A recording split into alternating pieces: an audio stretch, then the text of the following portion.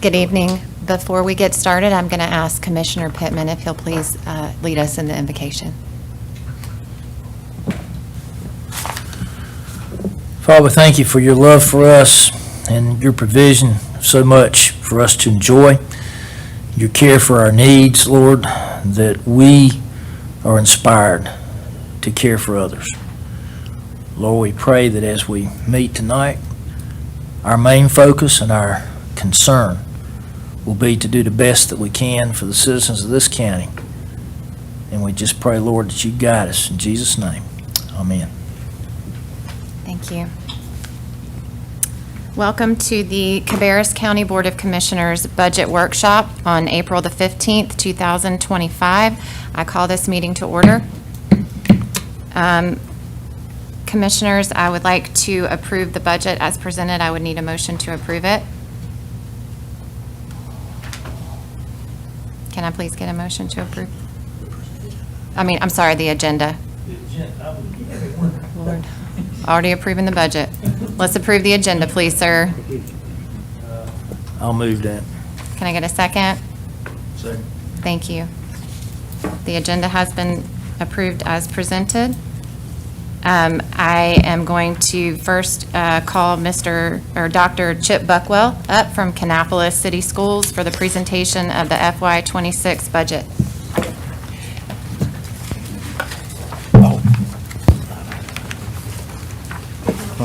And Okay. Commissioner Shu is participating online, correct?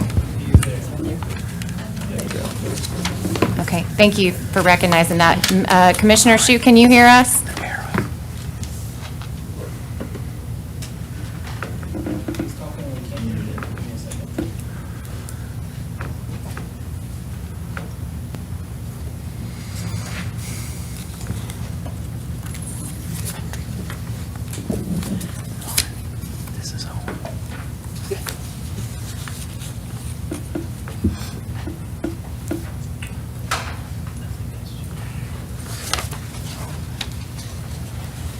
Okay. He can hear us, right? Okay. We'll go ahead and get started. Okay. If you want to go ahead and proceed. Thank you. Well, first of all, thank you guys for having us here this evening. I'm on as the human resource person after our meeting then, and we have delved into the budget deeply to make sure that we were covering the entire need for the school district. And then last week, we had the opportunity to talk with the county manager and his staff about what the need was. So we are going to proceed quickly with this so you can move on also. Well, Chip.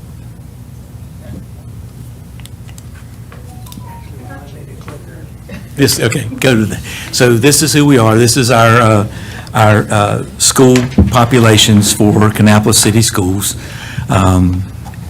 The next slide, go ahead and go to that next one. This is our demographic background and makeup, and you've seen these two slides before. The next slide talks about our process and what we've done. We went back to the Board of Education last night to get approval for the difference in what we had talked about back in February or early March, and to make sure that they were fully informed. And to be perfectly honest with you, we talked about this budget with our board every meeting, so it's not like there's nothing new to them. They've seen what we're trying to do.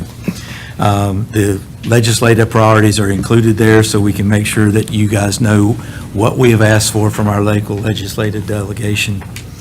And then the next slide talks about reductions in efficiencies. And when we were here in early March, we had about $1.6 million worth of efficiencies identified. We've now gone to 2.714, and these are reductions that you see on the slide there. The district level administration, the classified district level clerical, custodial, and others. And when we say others, it's not classroom facing folks. It is district positions that we have reduced. The other district savings is about $900,000. Teacher assistants, we're reducing that by 2, and that gets us back within the state allotment. The instructional model changes are going to save us about $800,000. And what we're doing there is re-imaging our media, tech facilitator, and multilingual population models so we can better serve those students and be more efficient with the funds and support what we said earlier in the March meeting, our EC services, because we can move money from ML, from multi-language populations, to EC services, and a number of those multilingual kids are also in the EC population, so we're able to make those efficiencies work. Other line items is about $296,000 for a total of 2.714. We think it's important for you to see this so you know we're cutting ourselves also in order to get to where this next ask is reasonable and the best we can do as far as figuring that out. Now, I am certain this number is going to change because we are working on this daily. So that's not going to be the end number. It may go down some and it may go up a little bit, but it won't fluctuate much from that, but it's not the end. The themes for 2026 was a slide you've already seen. And then we get to the nuts and bolts of today. The budget request for Cabarrus County. So we did meet, just so you know, with the county manager for Rowan already, and his assistant in Rowan County. So very similar. The numbers don't match, but the percentages match up. So we're asking the exact same thing from Rowan County that we are from Cabarrus. We anticipate utility expenses going up, insurance expenses going up. Personnel, local supplements right now, we project to stay the same at the 9%. Is 9% or 9.5? 9%. And that's different than the Cabarrus County percentage, and we've explained that to everybody before. If we have questions, we can answer that going forward also. Supplies and materials, and then other things like local transportation, like we're running a 3-tiered bus system. Right now, this month, we're already about 20,000 over the state allotment for transportation, but we're running a 3-tiered system, so there's overtime considerations for those bus drivers, and we've got to cover that for the next, excuse me, for the next 2 months from a local standpoint.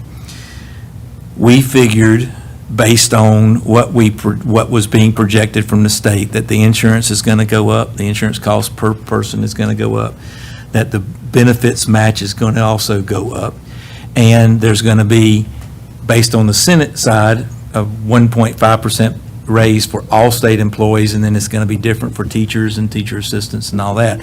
On the House side, it's significantly more, and honestly, I haven't had time to get through all the House numbers to project that, but we know that's going up. So with those numbers going up, we went from 7.50 to a 9.7% increase. That dollar equivalent is about $811,000.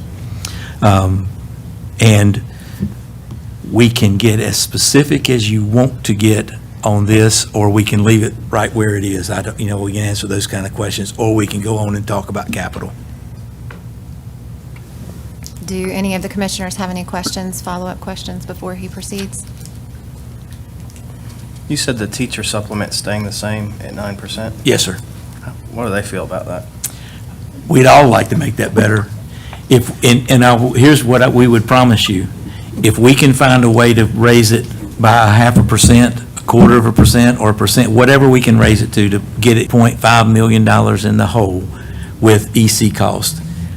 If we were not over that number in the hole, I think the 1% on the local supplement's about $230,000. Is the 1% over in the local supplement's about $230,000. So you can see that we could get to Cabarrus County's level of over 12% if we could make sure we had some control of those costs, but we just don't have control of those costs. We are anxious about the federal allotment for EC coming down the way it has, because we're not sure if it passes through the state, that the state will actually allot that in the same amount or the same percentage. So we've got some real concerns about being able to continue to do, we're going to continue to do the job we do for EC Kids. What we are not confident of is that we can actually get our local supplement to where it needs to be and balance the budget at the same time. So balancing the budget and serving kids is our number one, and their safety. After that, we got to balance this budget. We cannot go forward. We do not have the fund balance to do that. It's very, very tight. Any other questions? Okay. All right, Scott Rogers, right-hand guy, going to talk a little bit about the capital request, and there they are. So when we look at the capital request and the PayGo project, if you look at this sheet of paper, it's sort of They don't have that. Oh, you don't have it. Oh, they're getting ready to have that. You're getting ready to be holding this sheet of paper. So what we have done here is we've gone through and we've done the PayGo, what we call the PayGo, what, has been known to me since I took this role as PayGo projects. And our system has focused on really 2 or 3 main things every year since we've been here, since I've been here. We've looked at safety first. What can we do to make our schools more safe? And we spent a good bit of money and grant money for access control, for cameras, for security vestibules at our elementary schools, and those projects are completed. So we are in a much safer place now, thanks to you guys, than we were 2 or 3 years ago. At this point, though, a couple of the other things that we've looked at is how can we save money over the long haul? And one thing that we've done that actually when Chip was in this role as an interim, his third interim a while back, was we started looking at flooring, and we looked at flooring inside the classroom, and we're trying to go from VCT flooring inside the classroom to LVT, that we don't have to strip and wax every summer. The stripping and the waxing costs money, number one. Number two, it costs a lot of time. Our custodians are having to move the furniture out, strip, wax, move the furniture back in, and that's how they live their summer. If we can get them doing other things, deep cleaning, other things, then we're saving money over the long haul. Instead of having to hire people out to do paint jobs, we can use our custodians to paint. We can use our custodians for other things other than moving furniture, stripping, and waxing. So we're continuing with the flooring projects, and to be honest, we don't have but a couple more schools with VCT in the in the classroom. So we're looking at GW Carver next year, wanting to do one half of the building. We're doing one half this summer. We'll do actually a third, and a third next summer, and then we've got one more third to go, and then we've got two more schools that have that flooring in there. But we're trying to pick off a little bit at a time. Ceiling replacement. I won't go through all these, but a couple of these are safety issues. We've got a welding shop with a drop ceiling of about 8 feet, foot, maybe. 8 foot. It's just not the safest place around. We've looked at it. We know the cost that it's going to take to replace that and to do some work with the fire sprinkler system that's coming out of the drop ceiling instead of turning it up. We know that we can do that project, and that's an important project. The French drain, the HVAC, those things are just necessary. We put a replacement generator on there last year. We're trying to replace generators, maybe one at a time over the course of, several years. We're trying to do that to make our schools safer. If we lose power, we're losing food, we're having to move food, we're having to spend time going to take food from this freezer, move it to this freezer while the power's out. So what we're doing is we're trying to create an emergency generator, get an emergency generator at each location. And I think we're still about 3 or 4 short. So we're going to do one this year. We hope to do one with this money next year. And the other thing is the furniture replacement. So we've got old furniture in our buildings, and we're trying to replace some of that old furniture.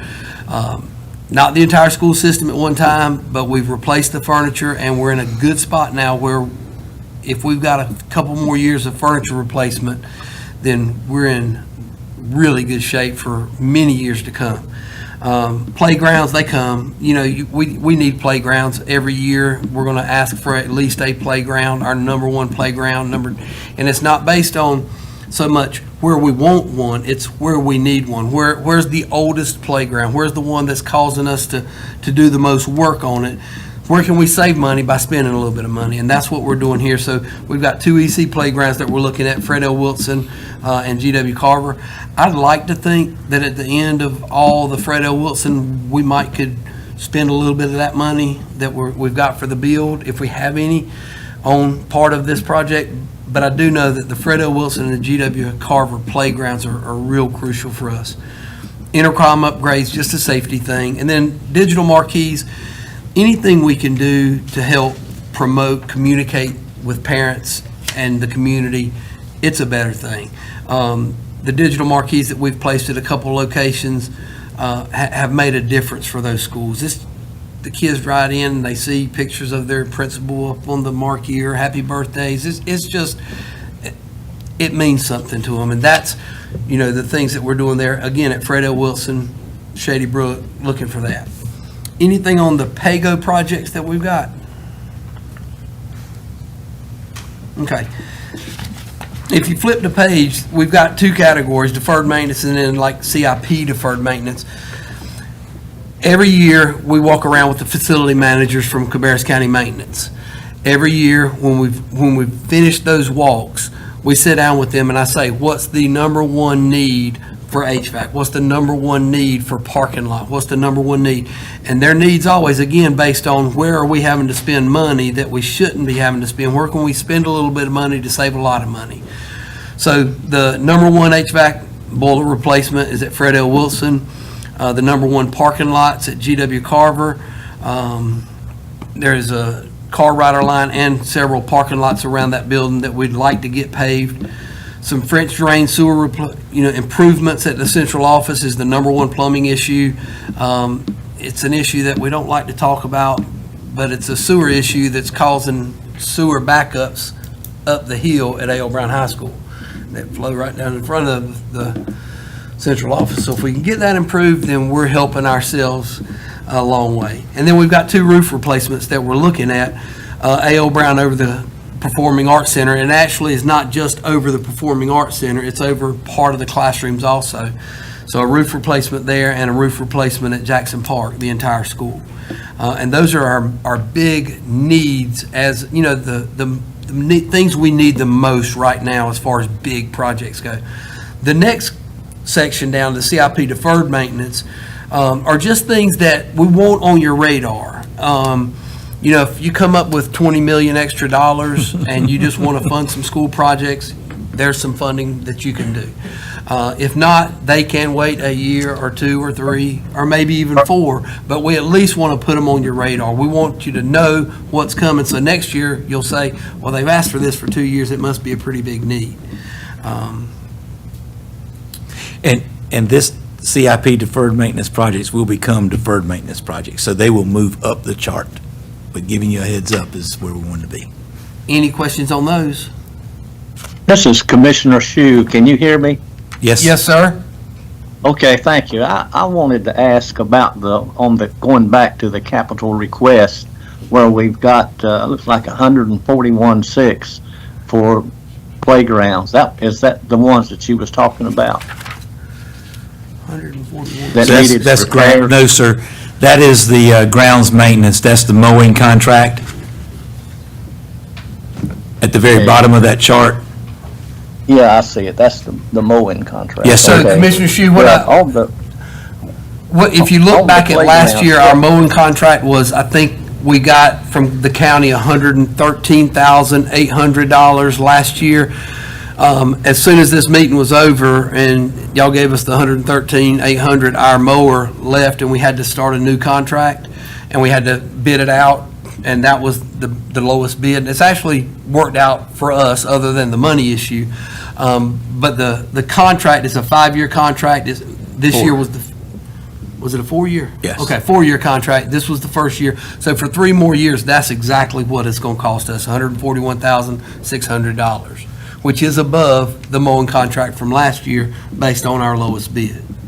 Okay, and how many schools does that cover?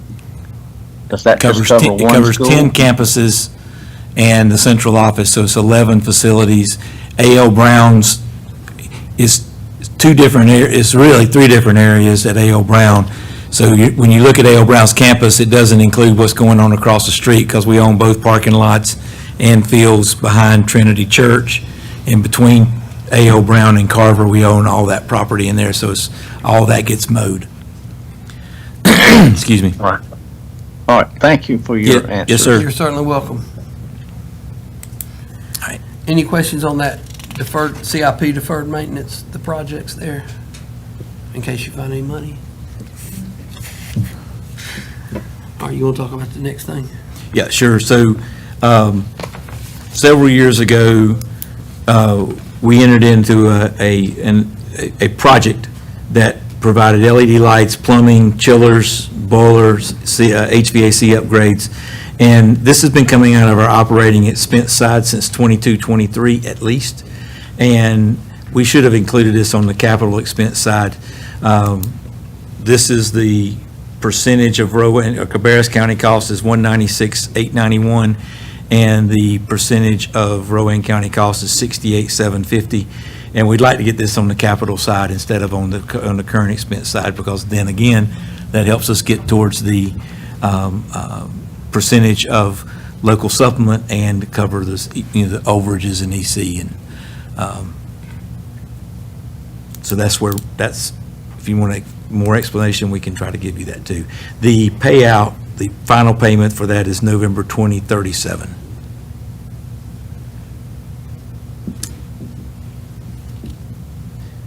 Any questions on that? Yep.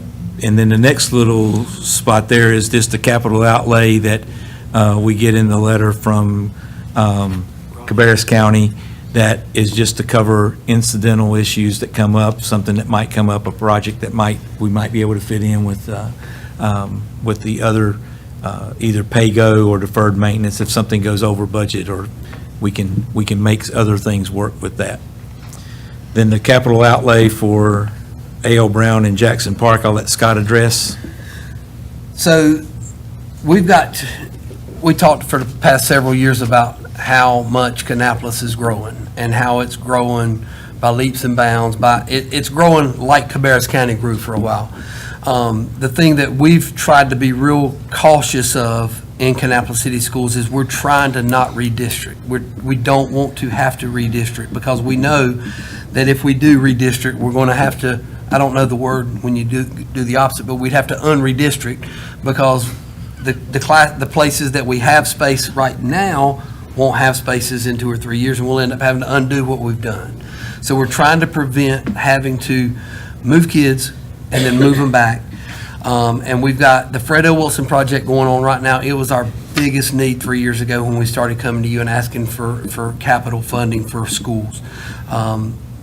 In the neighborhood of 400 single-family homes and townhomes going up within a half a mile of that school, and it will be, I would say, full within a couple years. Not overflowing like it is right now, but it will be full. The other elementary school, the other side of town, Jackson Park, which is on the completely opposite side of town, is the other spot that we're growing, that Kannapolis is growing with housing developments and those things. We're trying to not have to cut neighborhoods in half. We want to, if you live in Cripple Creek, we want you to all go to school together instead of splitting it down the road and saying this half goes to Shady Brook, this half goes to Fred L. We're trying to keep neighborhoods together. The best way that we can do that is with one more elementary expansion at Jackson Park. That's our other, the Fastest dual growing language right. program, and they're growing by leaps and bounds. Everything about that school has been excellent. The school is growing, the student population is growing, the area is growing. $20 million will get us 18 classrooms and a gym. They're right now, their gymnasium is a multipurpose carpeted room like some of us may have had in the 70s and 80s when we went to elementary school and you did school plays and played basketball in the same exact carpeted area.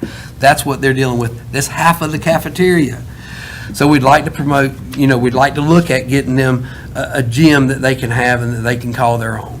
So for $20 million, that gets us an elementary school on the other side. We look at, as these schools grow in elementary students, the high school's growing also. We've got room at our two middle schools. The KMS 7-8, KMS 6 are in good shape. Where we're not in good shape is at A.L. Brown. A.L. Brown is full to capacity. It has been full to capacity for several years, but we knew that our biggest need was at that Fred L. Wilson Elementary at that moment. So what we're looking at doing, and we've been, and I'll remind you that we've been to North Carolina, the legislators through the North Carolina the school-based needs-based grant. We've been there for 3 years trying to get money from them for the addition and renovation at A.L. Brown. We don't fall into the tier that gets the money, so we haven't got that money for every time we've asked. We're going to continue to ask for it, but we're at that point where we've got to have this project sooner rather than later.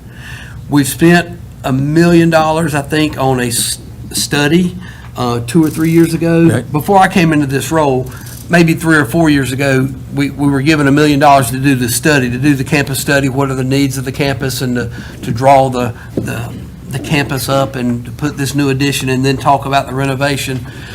So we've got that part done. Now, the design of the actual school is not done, but at least we've got the site work done, the preliminary upfront things done for that campus. We're looking at, if we can get the addition, we're going to be okay. We're going to continue to go to that needs-based grant for the renovation, because it's probably a $50 million renovation, because we're renovating a 1958 school building. And we want that building to stay as it is. We like, the bones of our buildings are good bones. So we want to stay there. We don't want to have to move to somewhere else. We don't have land in Kannapolis to move somewhere else. So we've got to stick with the bones that we've got, and we can do that. But if we can get this addition, that sets us up for renovating as we go and giving us room to grow and then renovate at the same time. And I know how capital projects go. If we had a year that we could design and then a year for both of these projects, once these two projects are done, the elementary school at Jackson Park and the high school, we're going to be done asking for big capital funds from Cabarrus County for a long time. I'm not going to say forever. I'll retire before they come back and ask you to build another school. That's what I'd almost promise you. That these two projects are crucial to Kannapolis City Schools' success, and that we need them, we want them, but we wouldn't ask them if you didn't ask for it if we didn't need it. The A.L. Brown addition has been on, we've talked about that with you guys with the county commissioners for 4 years now, and we can't not ask for that particular project because of what the situation we're in with size. We're just out of space, and if we had a different solution, we'd have implemented that different solution. I'll go back to the Jackson Park project. For complete transparency, we have talked with the city, with Mike Legg, to introduce him to potentially helping support the building of the gym, because they need gym space. We have a mutual agreement with the city of Kannapolis and the Parks and Recreation, so they use our gyms for their Parks and Rec, because there's no reason to come to either county to say, hey, we need another gym, we need another gym, we need another gym, when the taxpayers of the counties have already paid for the construction of those gyms, and we share that with the city of Kannapolis. So our kids benefit, our tax base benefits, our people in Kannapolis benefit, both on the Rowan and Cabarrus County side from that agreement. So we've gone to them. They haven't ruled it out. They haven't agreed to it, but for complete transparency, I wanted to put that out there, because if we can, in a group of 3, get a gym addition built there, they wouldn't be part of the classroom build, but they could be part of the gym build in that regard. So we could figure all that out as we go forward, but I don't want to be non-transparent with with you all, with anybody. The big issue is the amount of growth in Rowan County side, and that's why we're asking on that end for the Rowan County support, because there's, in our district, and keep in mind, if this is the city of Kannapolis's lines, our district fits inside that. We're not represented by the city limit lines. We are inside of that. Well, inside of the city lines, our district sits, and inside of our district, there are 3,000 housing permits approved. That includes townhomes, apartments, and single-family homes. So we are out of space in many regards, and we're going to be out of space even at a greater level here shortly. And you can't build a high school for $20 million, it's a very good use of taxpayer money, in our opinion. Does that include the townhomes that they just approved and changed their ordinance for at the last council meeting? So I'm not familiar with what they just changed and approved, but I know that was that on Pump Station Road? I don't remember exactly where, but it was their last meeting, they approved, they even looked at changing the ordinance to shorten the width so that they could stack more townhomes in there, which therefore caused more kids to come to school, so I was just If you're curious. driving through Kannapolis right now, they're stacking them as everywhere they can. In fact, Yeah, we this is a just good broke story. ground last night. Yesterday, we just broke ground at a piece of land behind our central office that's under power lines, High-tension power lines. high-tension power lines, and they just broke ground. They're going to put 2 homes in that space. Because the ordinance, I think, went from either 20 or 18 feet to 16 feet wide was acceptable. I'm pretty sure that's the Pump Station Road I think you're right. development. Okay. And we hadn't included that one on our list yet, so that's been approved last night.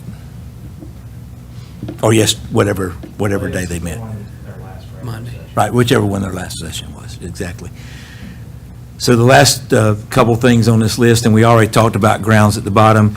The technology support on the Capitol side is refreshing 3 elementary school staffs, a partial refresh of the iPad carts, and we included in there general switches, servers, UPS units. We are going into a new software mode with Infinite Campus, and we have not refreshed the data managers' computers in probably 7 years, so they are well due to be refreshed, and especially going into this new software program that we need to make sure that that part of it works and we're not backing up. And then we would do a student refresh at grades 6, 9, and 11. Those are Chromebooks.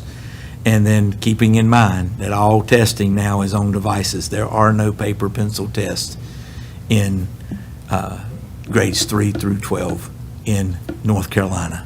They are all computerized assessments. And we have to have devices in order to be able to assess kids on the end-of-grade, end-of-course assessments.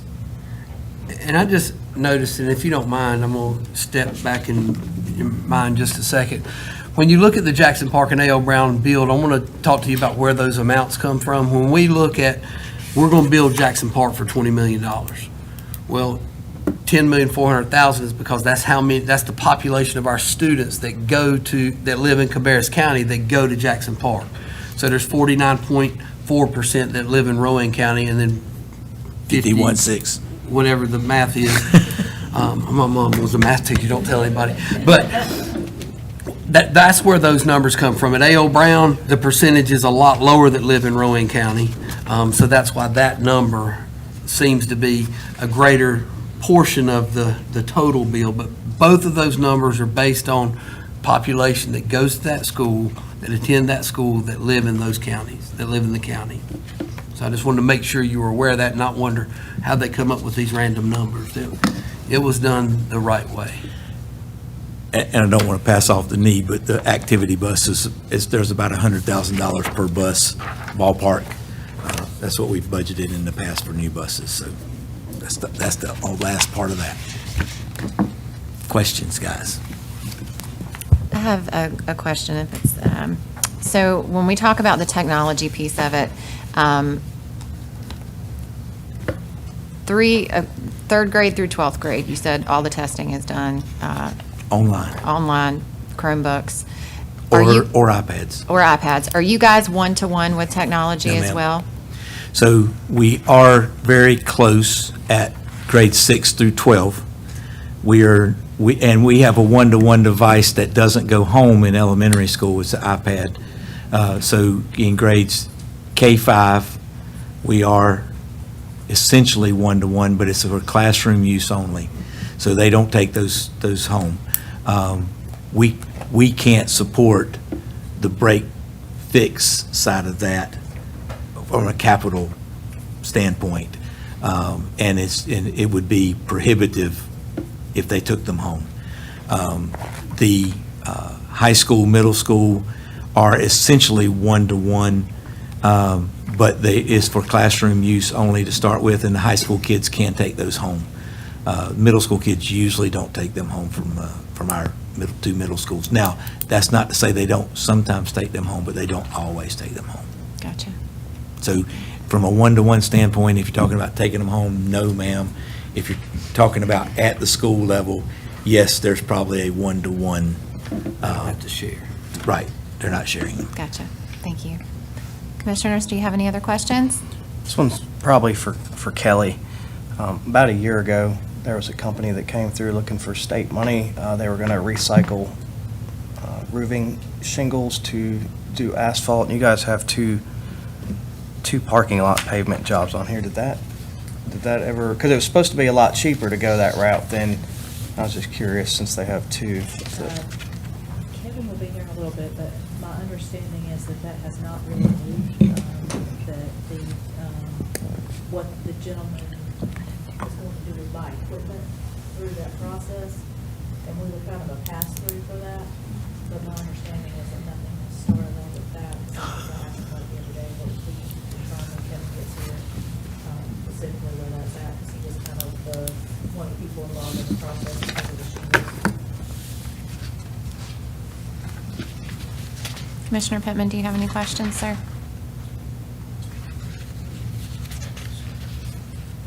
Gentlemen, I thank you very much for your presentation. I just want to add that I truly appreciate you guys. I feel every time I listen to you speak that you are really doing your best to be good stewards of taxpayer money. And I know that they certainly appreciate that as well as we appreciate that too. So thank you very much for your presentation. Thank you. for recognizing Appreciate you guys. that. Thank you. Appreciate your time tonight, guys. See what I can figure out.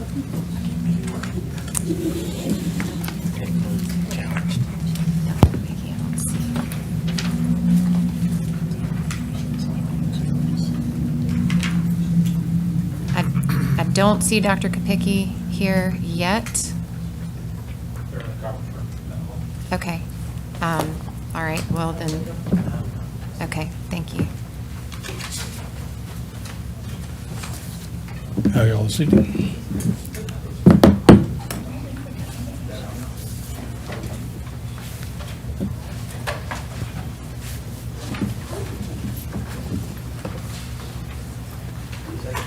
Thank you.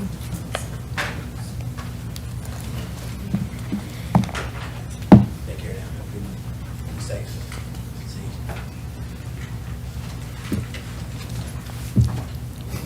Do we have an extra chair for? Yeah. Yeah.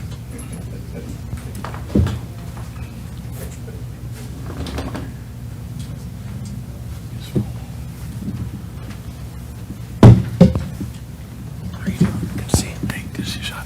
Put fresh batteries, so it won't trick you this time. Yeah, I'm luckily I don't have to give the presentation. They will give the presentation, I'll do the introduction, so. They're on the way.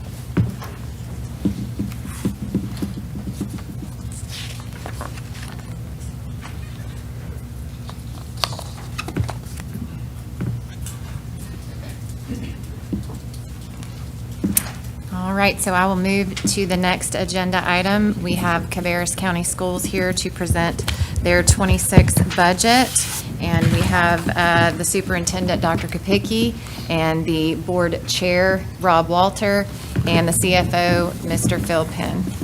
Welcome, you guys. Thank you for coming. Thank you.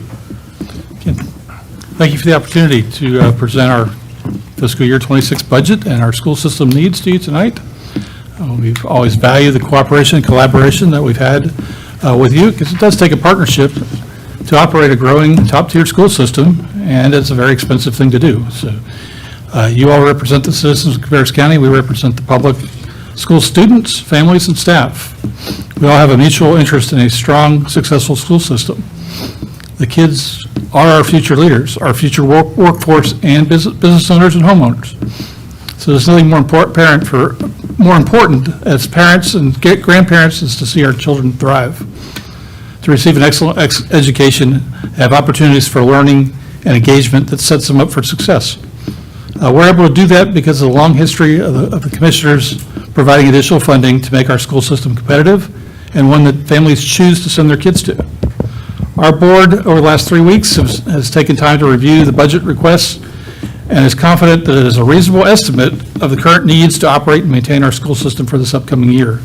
We want to make sure that the money is spent has a real impact, and at Cabarrus County Schools it will, and it has. Our diverse board actually voted yesterday 7-0 to bring this budget forward to you today. That says something. So in the times that we are in, we do realize that everything we're asking for may not be able to be funded. If that's the case, we might want to make sure that we have priorities, and that's people over things. Having teachers in the classroom and the support staff is really critical to what we do. We also ask that you keep the charter school funding separate from our requests. And then lastly, we absolutely need to address the overcrowding situation we have at our elementary schools on the west side, with Cox Mill Elementary sitting at 125% over capacity. Odell Primary is 133% over capacity. Odell is at 120% over capacity. We all understand that's not an ideal educational environment, and it's a safety concern as well. So if you can prioritize that, that's important as well.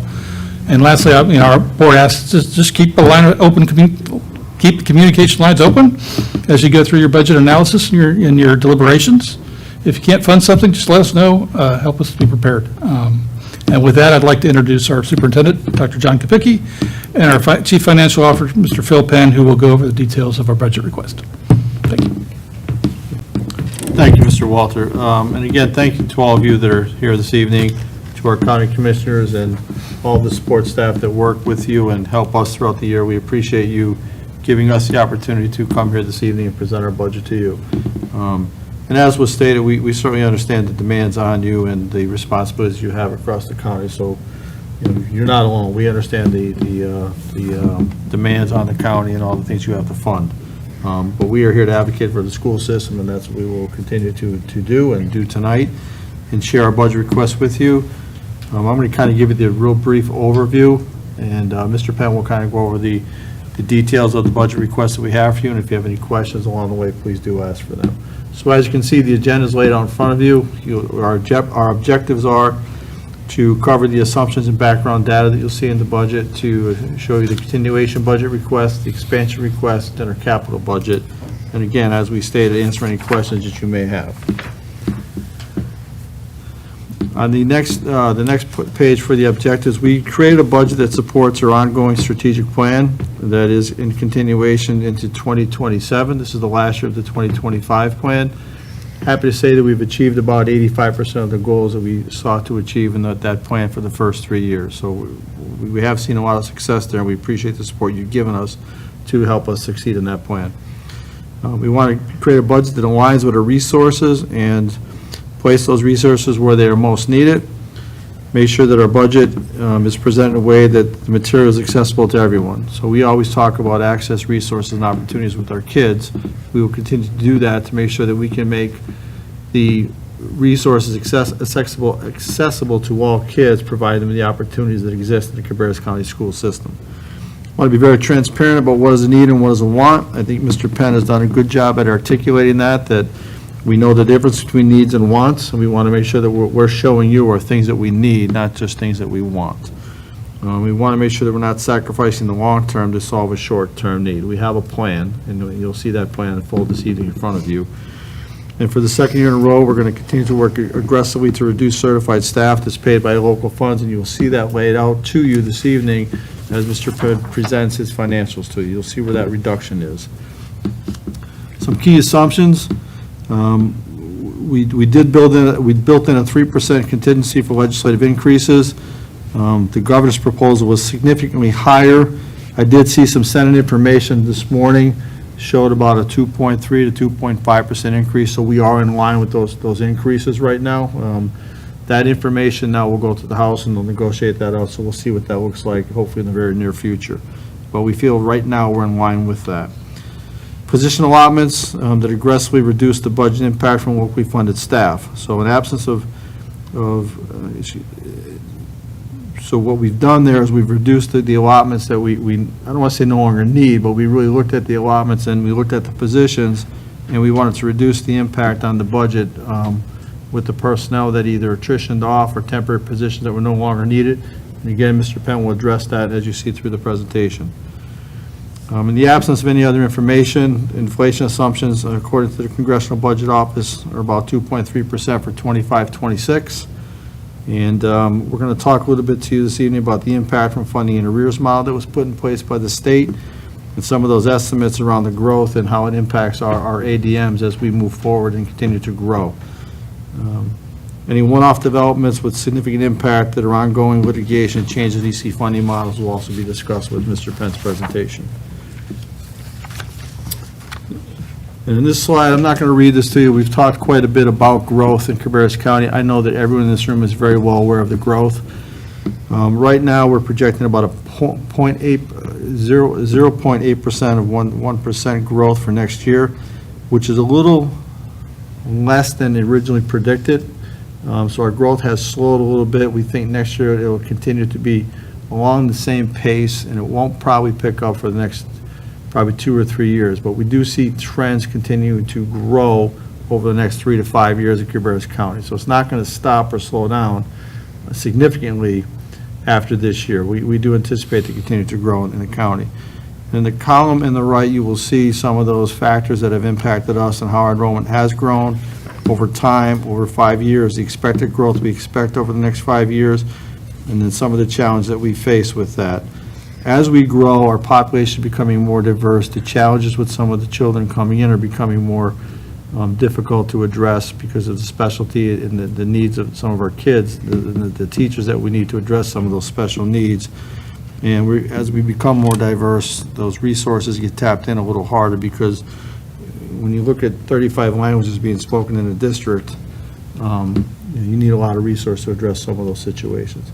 So those are just some of the challenges that we face that we're sharing with you this evening, and I will hand it over to Mr. Penn, and he will start to go over the financials with you. Terrific. Thanks, Dr. Kvicki. So along those lines of talking about increased need, one of the slides that we put together for our board was how the exceptional children, EC students, have grown over time. What you'll see is over the last 4 years, we've added 700 students that are receiving EC services. And we then try to break out what the actual cost is of providing those services. And these are incremental costs above the general education needs of those children. So about $9,500 per student. We then receive some EC-specific funding from the state. We do get an IDEA grant from the federal government. For a period of time, we did have temporary funding through the ESSER grants, the COVID relief. But that still leaves us absorbing at a local level $9.8 million worth of cost to take care of the needs of those EC students. And you've seen how those have grown over time. That puts additional pressure on our local budget. If you're not familiar with it, those services are written up in what's called an individual education plan for that child. It's essentially a legal contract. We are required to provide those services. If we don't provide those services, we're subject to legal action by the parents. Right? So it just speaks to some of the things that we deal with internally that we can't control. We don't control who moves into the district. We don't control who needs those services. But the law says that we provide them, and we do. When I think about risk factors, and you could probably come up with 50 for a budget this size, but there's 4 that I am particularly concerned about. One is the timing difference between the local budget development and the state budget development. I do not know where the state's going to land at this point, but today we are concluding our internal process in terms of presenting to you tonight.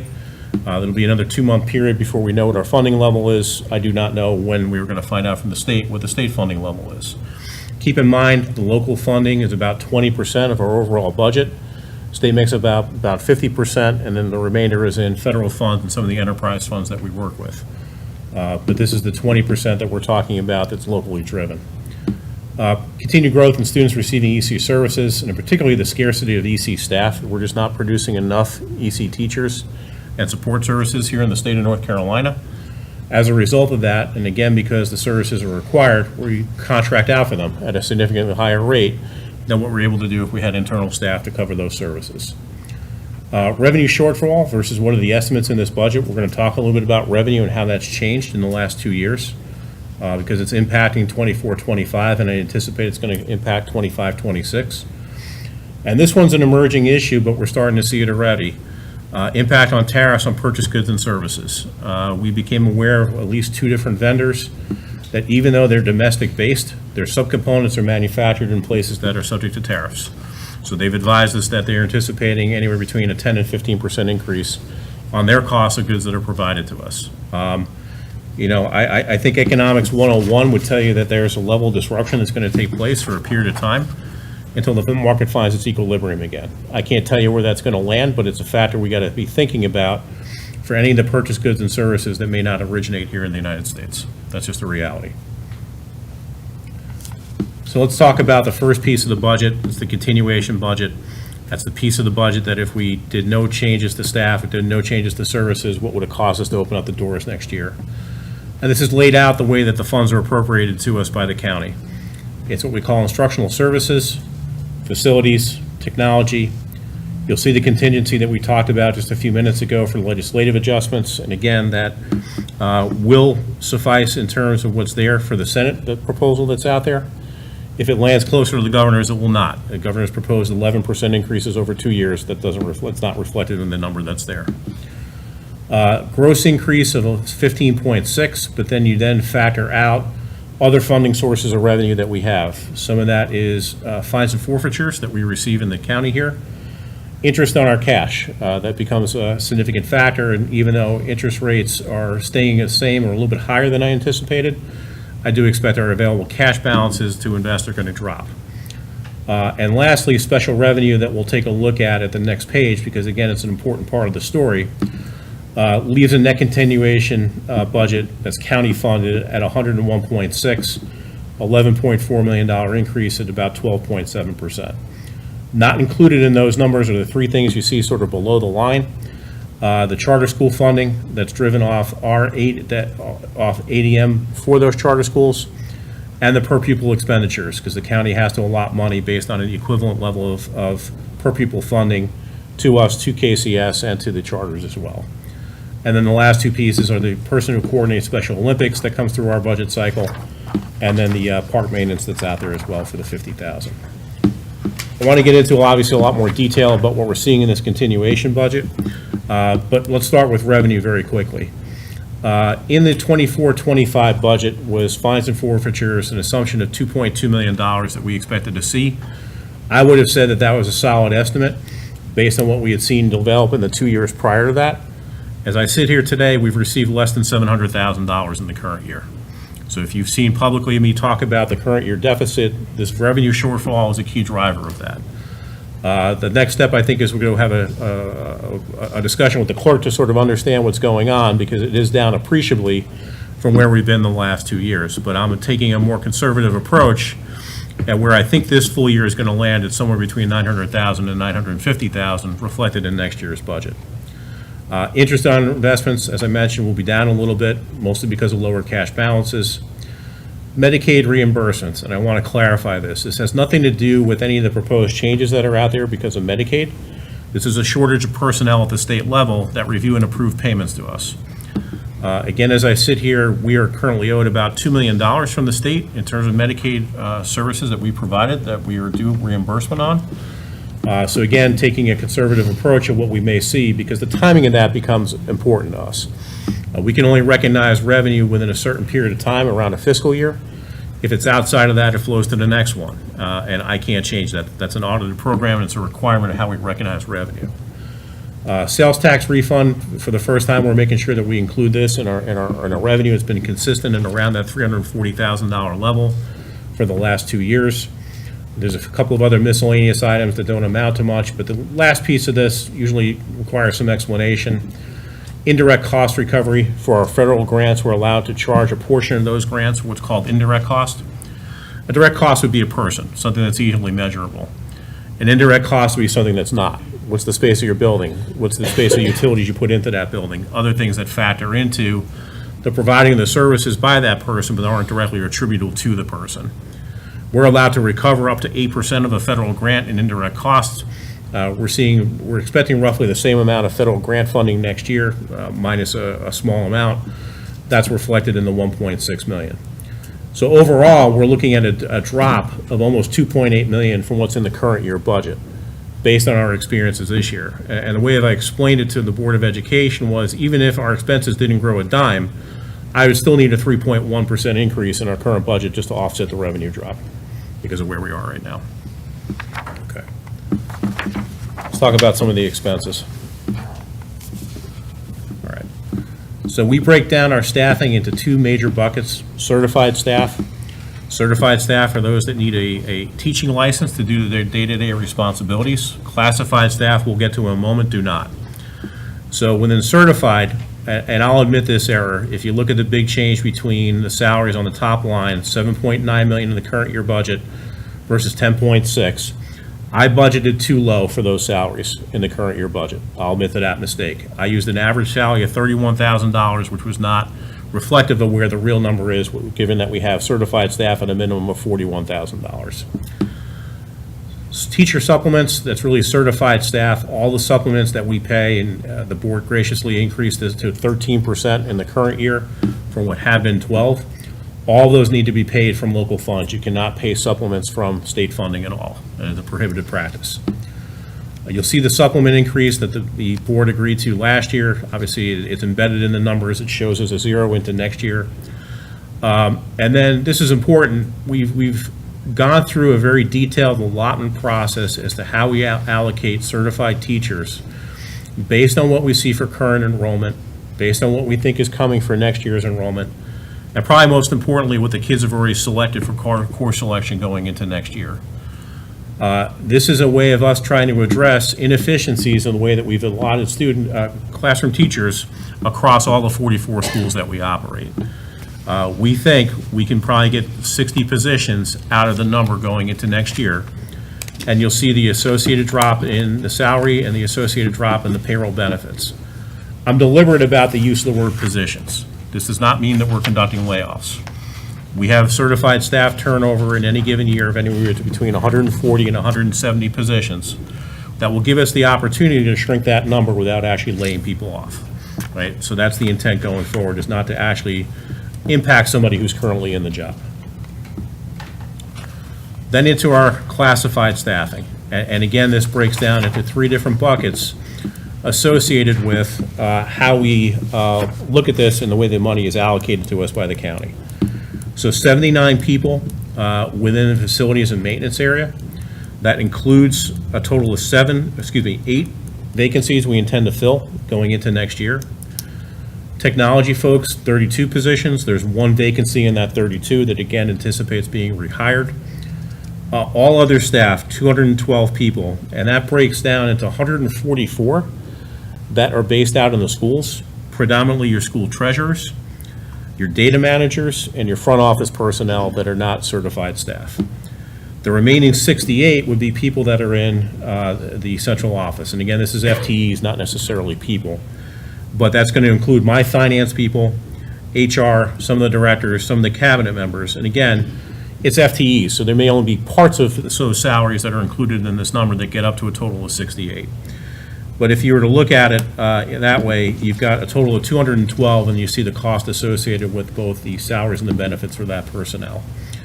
So in total, a total of 323 from the classified side, 517 in total from the, including the certified staff that are also on local funding. Can I ask a question? Sure. This shows on the previous page that you think you can get 60 positions Yes, sir. gone from teachers. Yeah. Are there any that you can get gone from all other staff? We've looked at that, and the answer we think is no, and part of that reason is prior to my arrival, there had been work done with the prior CFO and a prior director of HR to actually do that exercise and shrink the number of classified staff that were there. Yeah. All right. So one final point before we transition out of staff, out of the 101 million that we're requesting in the continuation budget, you can see that roughly 2/3 of that is related to staff.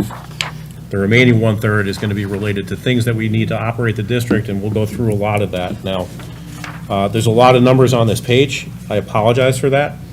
But in some ways, I'm going to jump to the next one because I think it's an easier way to tell the story. This is, again, an instructional. This is non-personnel. You'll see overall an increase of 1.6 million. That 1.6 million is effectively driven off two different lines that I'm going to speak to. What we're paying for insurance costs and expect to pay going into next year, and the changes in utility costs that we expect for next year. Essentially, everything else on the 2 pages nets out to zero. And I would point out that we did have 11 of these budget lines decreasing year over year because we actually do go through a process building up the budget with each of the department heads to make sure that what they've requested in the current 24-25 budget, if it was a one-time item, we took it out. If it was something that we're not going to repeat, we took it out. If it was something that was ineffective, we challenged them to take it out, right? Again, it's not just all additive, and you'll kind of see that as we roll through some of these. Looking at the computer software and supplies, that increase is about $330,000. Part of that is a reclassification from the line that follows on after that. Something that really should have been contracted services. We previously labeled as contracted services was really software. We moved a piece of it. But the big driver on that $1 million drop is one-time items that are in the 24-25 budget. We took those out. And in addition, we found some other funding sources that are not tied to local funds to make sure that we've reduced that line as far as possible. I should also point out that within the software and supply line, we've got the VEX robotics program has its 5-year annual licensing come up next year. That one item alone is worth $150,000 of that total. So VEX has been incredibly successful here within the county. But it just happens to be that in 25-26, the license renewals come up at the same time for all the schools that participate in that. If you roll down about halfway through the list, you'll see an increase of $50,000 with no item in the 24-25 year. We have never budgeted specifically for judgments and settlements within the district. Given the fact that we've paid out judgments and settlements of each of the last 3 fiscal years, at higher than the $50,000 mark, I think it's important at least to recognize the fact that there's a risk that we're going to continue to have that going forward. And a lot of those judgments and settlements are related to the EC services we talked about a few minutes ago. Continuing down the list, you'll see an increase of about $87,000 for other professional and technical services. That's related almost exclusively to price increases on background and drug screening that we do for all of our employees. Obviously, when you're operating a unit that's got about 4,500 staff members in it, even with a small amount of turnover, that's a lot of drug screening, a lot of drug testing, and a lot of background screening that goes on for new hires within our organization. Very last item on the page, property and casualty insurance. You'll see coming in at $1.3 million and as an increase. That needs a bit of an explanation. We have not previously budgeted specifically for that item in this way. But there was a very significant change that took place about a year ago that I need to explain. This is probably about a year ago from where we're sitting right now. The Director of Risk Management came to me when we were discussing the upcoming renewal season, and he pointed out to me that the way that our insurance process was previously structured, as a cost-saving measure from a prior CFO, it was done on a depreciated value basis. What that means is that we were only insured at about 25% of what the real value of our buildings are. So a catastrophic loss, something big scale, like a hurricane, that could have affected a number of different buildings, we would have only been insured for about 25% of the building value, leaving the remaining 75% on the taxpayer burden here. I come out of an insurance background. I knew that's not good risk management to have done that. Working with the board at the time, we decided that the change was in order to say we need to know the full replacement cost on the value of these buildings. That doubled the price of the property policy from what had been about $450,000 to more than $900,000. In that 1.3 million is all our other policies as well. Our cybercrime policy, all of our auto policies, our liability policies. It's an all-in, but the biggest driver year over year is that change in insurance structure. In addition to that, in a post-Helene environment, if you've renewed your homeowner's insurance anytime recently, you've probably seen the impact of this. Rates are going up for us a minimum of 10% next year on the property line. And they've told us to expect about a 3% increase on the value of the underlying property. So we're seeing the combined effect of all that. So that is by far 75% of the overall driver of this particular section of the budget is the changes in insurance. I come from an insurance background. To me, that's easy to understand, but if there's questions about that, I'm happy to go through it in more detail. When we get into the next piece of this, the very top line drives the other 25% of this section. Public utilities, that is a combination of what we know is filed for rate increases going into the 25-26 period, and it's based on our current year usage. Usage obviously is dependent on weather and a few other things that we don't control, but based on what we've observed on 10 months of billing so far this year, that's what we're basing the estimate on for next year. When we roll down to the supplies and materials line, you'll see an increase of $150,000. That is exclusively tied to one item. That is our kindergarten play-based learning. It's materials for that. This is the third and final year of implementing that. So that $150,000 will not repeat for going forward in the budget. And you'll actually see when we get to capital, there's a related item related to the actual furniture that's associated with kindergarten play-based furniture as well. The other major item on this page that's worth calling out is the unreimbursed portion of our Air Force Junior ROTC program. The way that works is we have 8 junior ROTC instructors at 4 different schools. The Department of Defense reimburses us for about half of their salaries. The other half is absorbed by the district. And the salaries have gotten to a point now where we need to include this in the budget, whereas previously we would have absorbed that in a special revenue before. But we're at a point now that half is almost $300,000. Again, an important program, one we support, but it's just recognition that we don't get full reimbursement from that. Lastly, I do want to call out, and I skipped past it, the tuition reimbursement line. We have the senior class at the Cabarrus Health Science Institute starting for the first time next year. They're going to be going to mostly college-level classes, so the textbook costs and the tuition costs associated with that essentially drives that entire increase. All right. So again, on to the continuation, and then now we're in facilities. There's 3 items on this page that are interrelated and drive the increase. I've had an opportunity to present to this board before around the ongoing needs around the aging of the buildings and the repair costs that are associated with them. It's not all about just new buildings. There's a very significant component about keeping the 44 buildings that we have right now up and running appropriately. So when you look at the first line on the page, the building maintenance and repairs, about halfway down or 2/3 of the way down, you'll see maintenance and repair supplies of about $110,000. Those are repair supplies that our own internal staff are going out and purchasing materials to make those repairs.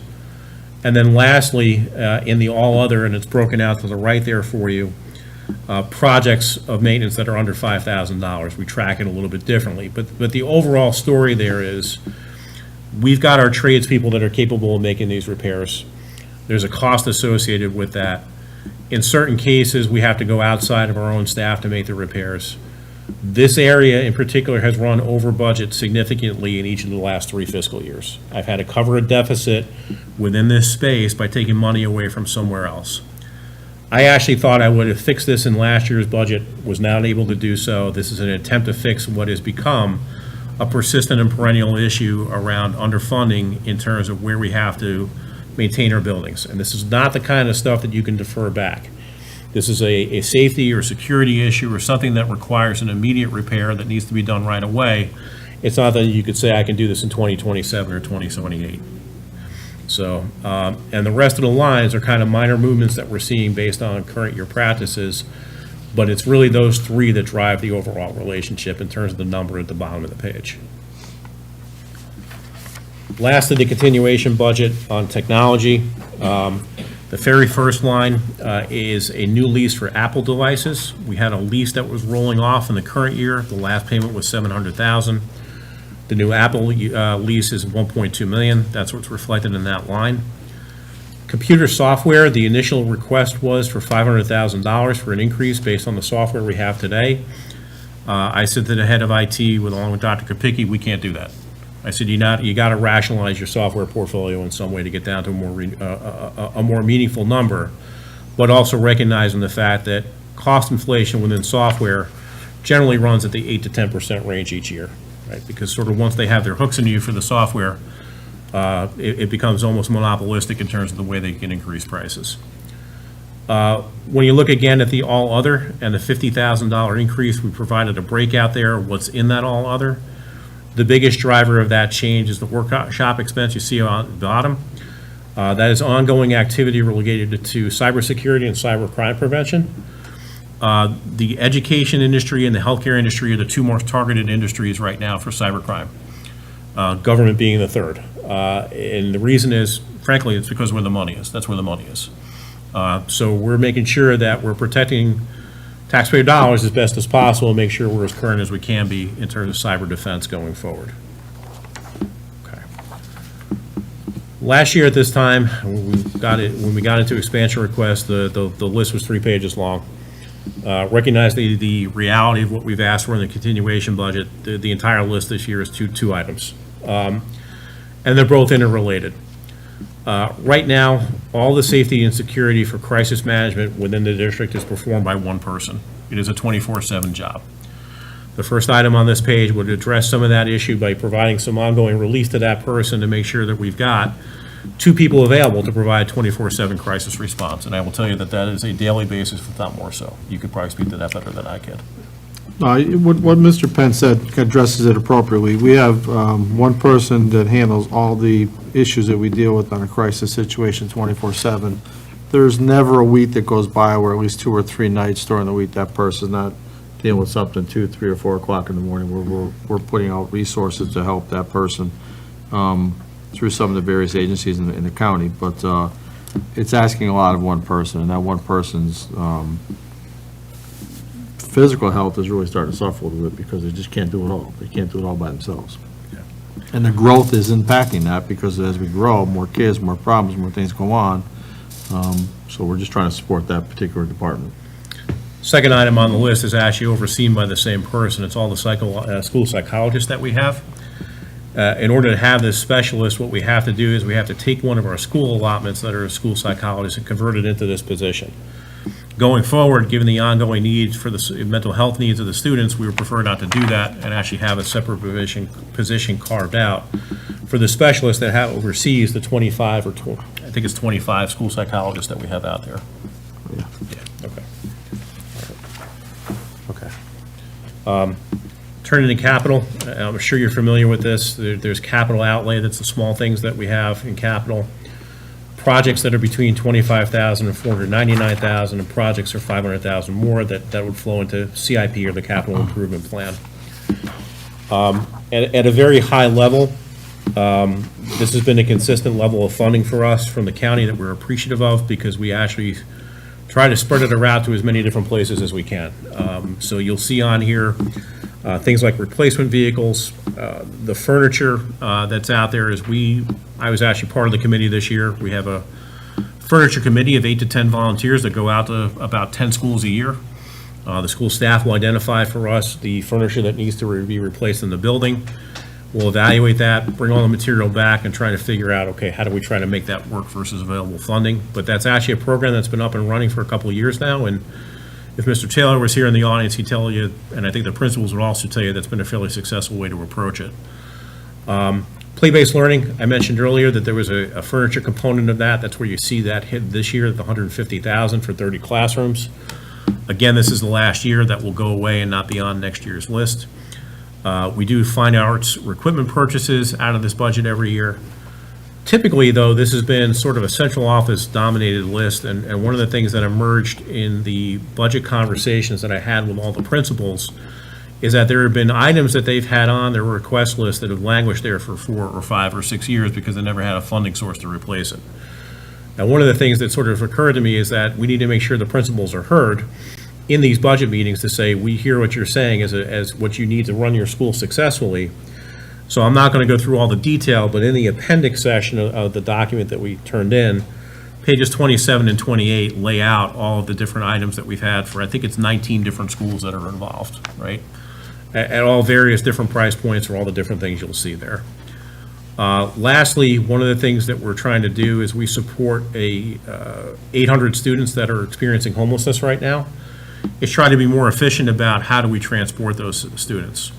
We have students that are coming in from well beyond the county border because they have a nexus here to the Cabarrus County schools that we're required to provide transportation to them under the McKinney-Vento law.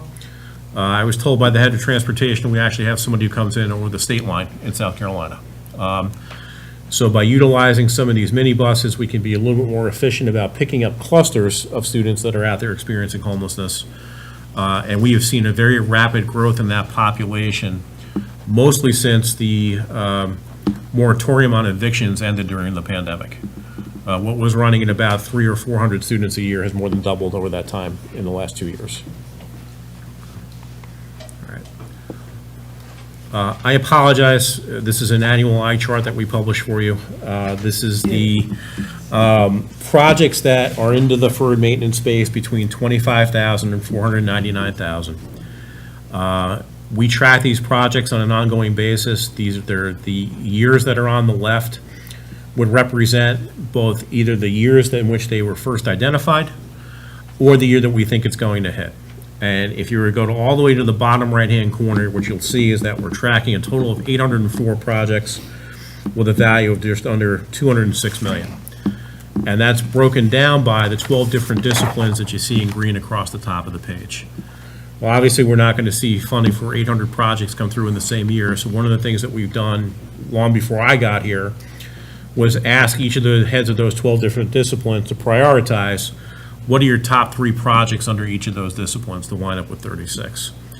So here you see the dollars and the years, and this is how it rolls up into the top 36. So within this space, we've given you each of the top 36 in order of priority. 1 to 18 on this page, and then again 19 through 36 on the next. And I would point out that in the appendix on pages 29 to 32, we try to provide a little more detail on each of these projects, again to try to get away from some of the eye chart that's associated with this. But that information is there for you in the appendix. Once we're out of that sort of second tier of projects, we get into the capital improvement plan. Again, this is anything that's going to be more than $500,000 for a maintenance item, our school construction, and some of the equipment that's on here. So the two things that surfaced from the capital plan that was approved by the board back in March of this year. I know you also saw elements of the capital plan that was presented at the Board of Commissioners retreat. I think that was back in February.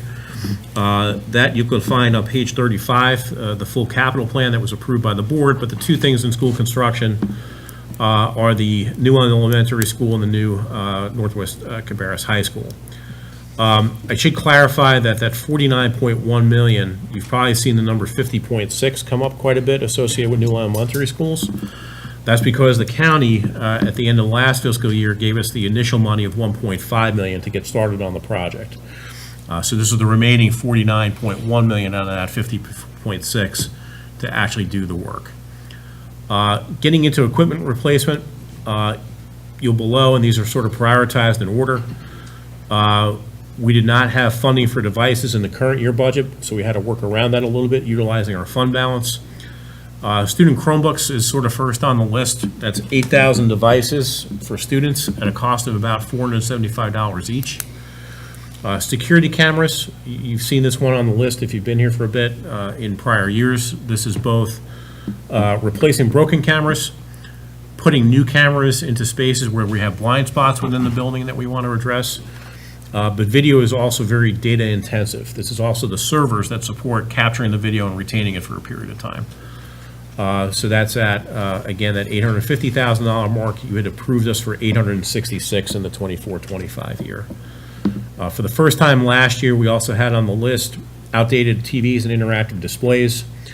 The brand name that gets thrown around quite a bit is what's called a Promethean board. This would be the second year that we've started to do replacements. And I should say, it's not like we junk what we take down when we put a new one up. If it's something that still has valuable service life within it, and there's an opportunity to move it to a different school, we'll actually do that too. So it almost becomes this cascade of replacement that's going on. Until we can get all the way through all the schools and address all those needs, we try to capture as much as we can with any remaining value of what we have within the system. This is on the list for the first time this year. Paging and intercom systems, what we've started to notice, particularly in our older schools, and that there are areas within the building where the paging and intercom system has stopped functioning. That's a pretty high risk in terms of safety and security for both the students and the staff. What's proposed here is initially 8 school sites at around $100,000 each to start replacing some of the paging and intercom systems. And again, that would be something that I would expect to come back for several years if we cycle through all that. But this obviously would be a prioritized list of schools where we start with where we know we have the highest needs. But this is something that's making its appearance on the list for the first time this year. Okay. All right. Deferred maintenance in this space, we're tracking a total of 92 projects with a combined value of around $239 million. This is essentially the same list as we had last year, but you'll see the breakout of that 92. We have the top 10 that are here, prioritized again in order. We've got detailed breakouts on the additional information for these projects starting on page 34, again, and back in the appendix, for those of you that want to read that detail. But this is a total of $42.7 million for the 10 of them. And as you can see, these are large-scale projects, roof replacements, HVAC replacements, parking and paving and driveway types of projects, all of which are at, again, above that $500,000 mark. Okay.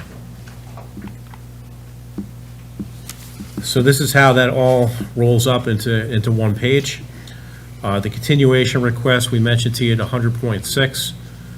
The 2 expansion items are just under $190,000, and then we've got the different tiers of the capital budget in the left-hand column there. Capital outlay at just over $1 million, projects at 25 to 499 at the 10.1. The new construction at the 179.1. Equipment replacement for just shown there at under $7 million. And then those last 10 maintenance projects we just talked about on the last page rolls up total capital of just under $240 million and a total funding request of $341.8. With that, I will gladly stop talking for a minute or two and start addressing any questions you have. Commissioner Pittman? First thing, I'd just like to comment on something that I hear you. I know you're concerned about this on page 6. I just want to explain a little something. You have, concern about the timing of the local budget versus the state budget process. I'm going to give you a little example to give you an idea of why that's such a problem. Simply disagreement and trying to come to something everybody can accept on the budget in the legislature is tough. Yeah. Give you an example. In 2015, we try. We have a goal, or we had. I'm not there anymore. But they have a goal to get that budget ready by June 30th. And I don't think I ever saw it happen before August. And y'all got to do it, a lot earlier. In 2015, 30 of us got together and said, ain't voting for this budget. and we identified 12 things we wanted taken out of it. And our majority leader and another member went to the speaker. They had a page where we all signed our names, and he did it like that. He didn't see all the names. I'll tell you, he knew I was on it without asking. And he began to try to pick people off. What can I give you to get your name off that list? You know, that sort of thing. He didn't bother coming to me. He knew it wouldn't work with me. So we got down to the last week of September, and he finally said, I'll tell you what, we got to have the budget done by the end of September, or we won't have a budget till next June. So he agreed to take 8 of those 12 items out of the budget. And we said, well, that's 75% of what we were trying to do, so we'll go for it. And we passed the budget on my birthday, September 30th. And in the process, we removed $420 million of what we consider wasteful and inappropriate spending. But that's just to give you an idea why there's so much later getting it done in Raleigh than what you have to do here. And I hope that helps your understanding a little bit at least. Thank you. Short-term impact of tariffs on purchased goods and products. I understand that's a big concern to everybody in the country right now. I would just remind you, we had the same kind of panic under Ronald Reagan with his economic plans. And he told everybody, it's going to get worse before it gets better, but it'll get better. And I had an elder in church I was serving. It was just, we were close, but he was mad. And I reminded him Reagan said that. And worked out that way. It got rough, and then it got better, and better, and better. And I'm hopeful that that's how it's going to be with what Trump's doing. You well know that tariffs are what kept this country going for a long time before they ever came up with income taxes. And I think it'll work for us again. We may go through some short-term pain, but I think we'll get there. So I hope that encourages you some to, kind of wait and see on that. Let's see. On this, on page 11, you mentioned property and casualty insurance. I hear you. My homeowner's insurance is gone up from like $1,100 last year to $1,500 this year, primarily because of the revaluation that was done last year. So I'm upset about that myself. But I understand you got a problem here, and I suggest a bunch of us get together and go talk to Mike Causey. Okay, he's a friend of mine, and he's going to hear from me, I think. So it might not hurt if we get together and address our concerns to him. On page 12, the electric costs, I wrote a little note on here. Thank you, Dean Arp, House Bill 951 in 2021. I poured my heart out against that bill, and they still did it. They said, your power bill is going to come down because we're going to go to all this solar and wind. It was a bill that says shut down the coal plants 5 years early. And I warned them it wasn't going to work out the way they said. So I'm sorry that that's a problem, but I tried to stop it. On page 13, continuation, you got these these main culprits about that being worse. I just want to say, appreciate you pointing that out, because it's good to know why we're having problems. I hope we can do something about it. And this one person overseeing, on page 15, overseeing all this stuff with student safety specialists and psychological services specialists having to face all these crises, I can't say how we're going to do it, but I wish we could get that person some more help, because one person should not be having to take that on all by themselves. So I guess I've said enough. But thank you for your presentation. Thank you. Commissioner Wortman? Kelly, when we did our 2x2s, and I had mine with Commissioner Pittman, last year we had looked at a possibility of a public-private partnership that would reduce the cost for us. They would carry all of the maintenance cost until we bought that building from them. Did we ever find out what happened with that? As we're looking at $176 million, is what it was total. Is that a cheaper option, or did that just never That happen? legislation, I checked on it about 3 weeks ago, and it did not pass. I don't know if it's out there dead or still floating, but the particular legislation that would have authorized that was a federal legislation. It did not pass, but it was a public-private partnership relationship where the private individual or company would build the building, own it, do the maintenance on it for a period of 20 years, and then it would become the school's property. They specialized in energy efficiency, so that was how they achieved their goal of, I guess, making it cost-effective, but it did not come to fruition. I did have a question about the, on page 13, the maintenance and repair supplies. So help me understand, obviously I can see that that has increased. And from my understanding, you're saying that this is from folks having to go out and buy materials for items Sure. that weren't expected. But are we paying retail price when they have to go out and buy No, these items? typically, we'll negotiate that, right, with that particular vendor, and we're on purchase orders with the Lowe's, the Home Depots, the Sherwin-Williams, the folks that we utilize within that space. So we're not paying the retail price for all of that? We have a contractor price, basically. And I know that on the county level, and how are we? The last figure I shared with the board was we had worked a $13 million problem down to an $8.6 million problem. That work's ongoing. There's things that we were looking at today that leave me feeling a little more encouraged that we can work that down pretty aggressively between now and the end of the year. At the same time, there's levers that we can potentially pull that it may not look pretty in terms of there being one-time in nature, but would solve the problem. My next big deep dive with my team is on the 24th of this month, where we literally go line by line through all the budgets to figure out where we are. I'll provide an update to the Finance Committee of the Board of Education on the 29th, I think is the date, and I'll have a better answer then. But I did, in my last public memo that's out there, say that I do think there's a risk we got to consume a lot of what's left of the fund balance potentially to close the gap. Okay.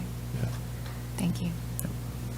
Is this page 46, 2025 long-range capital, is that what you guys and the school board have decided are your top priorities? It's your top 12. Yeah. That's the And do we current. have that to put up here? Yeah, sure. That's the most recent current long-range plan, Commissioner. Not too far. That's the same plan that we showed you roughly about a month or so ago. Yeah. It's a living document. I mean, that's what the first couple, I think, is pretty solid. Page 46. I'm sorry, you said 46. 46. Yeah, apologize, you did say that. So these are what you guys consider your priorities right now? Correct. Right. Okay. So a new Northwest Cabarrus High School and the new elementary school, and then Central Cabarrus High School, and then a new elementary school, and so on. That's Yes. what Yes, you guys sir. are looking at. Yes, sir. Okay. I did want to ask a question about expanding some of our schools. So, in listening to Kannapolis earlier, they have pretty much used that model when it comes to the growth within their school system, is to expand a lot of their schools in order to be able to accommodate for the student growth. Is that something that has been talked about as far as maybe Central Cabarrus and maybe updating that school and then expanding it in some way? Just curious. to your thoughts. It's a great question. I would say that, we've looked at every option on the table. Central Cabarrus specifically, it's, I would say to you, professionally speaking, it's served its purpose. Its time is done. There's just so much work that needs to be done in that school that when you look at the facility cost index, it would cost you more to refurbish it and get it to speed to where it is today in terms of compliance with ADA and all the other code things you need to do versus building a new one, right? I think I think it's always an option. You look at additions when you can. The way we've addressed that thus far in the county, as you all know, is through the mobile units. And that's not an option anymore because we don't have the space, right? Some of the brick and mortar buildings, there may be some possibility to that, but then you got to be careful too as to how big is too big. So we have 3 elementary schools right now, if my memory's serving right, there are over 1,000 kids in it. And I would suggest to you that you're pushing the limit there on an elementary school, that's a little big. I think you don't want to go any bigger than what we're proposing, 940, to those sizes. So, some of those schools, and then there's land considerations and things of that nature as well. I do trust Tim Wilder and Brian Cole when they give me the recommendations, and we do go over in great detail. That has been something we've talked about, but again, because the mobiles have addressed that issue over the years, it's not something that we've kind of took as an option right now. Okay. And in the northwest area, the Odell areas, you can't make those schools, those two, the primary and the elementary school. I would strongly urge our board and our commissioners, you don't want to make those bigger. You need a school in the northwest area for the elementary folks up there. The growth is just too much right now going on. Same thing in the southern part of the district, in the Harrisburg area for an elementary school. The growth is just, it's just happening so fast. I mean, I went by there yesterday, again, I saw new development going up, I'm like, where's this coming from? And I'm preaching to the choir because you know that better than most. And just to tack on to that, if you're looking at the 12 blocks we have here, 3 of the projects on there are renovating existing structures, and 3 of them are actually additions to the existing structures. So there is some element in that, in addition to just building a new school that's incorporated into the plan. And that domino effect happens if Part A happens. I do know, so one of the questions that, and let me just make sure that this is correct, when we build the new Northwest, the old Northwest High School is then going to be the new Northwest Middle School? Is that?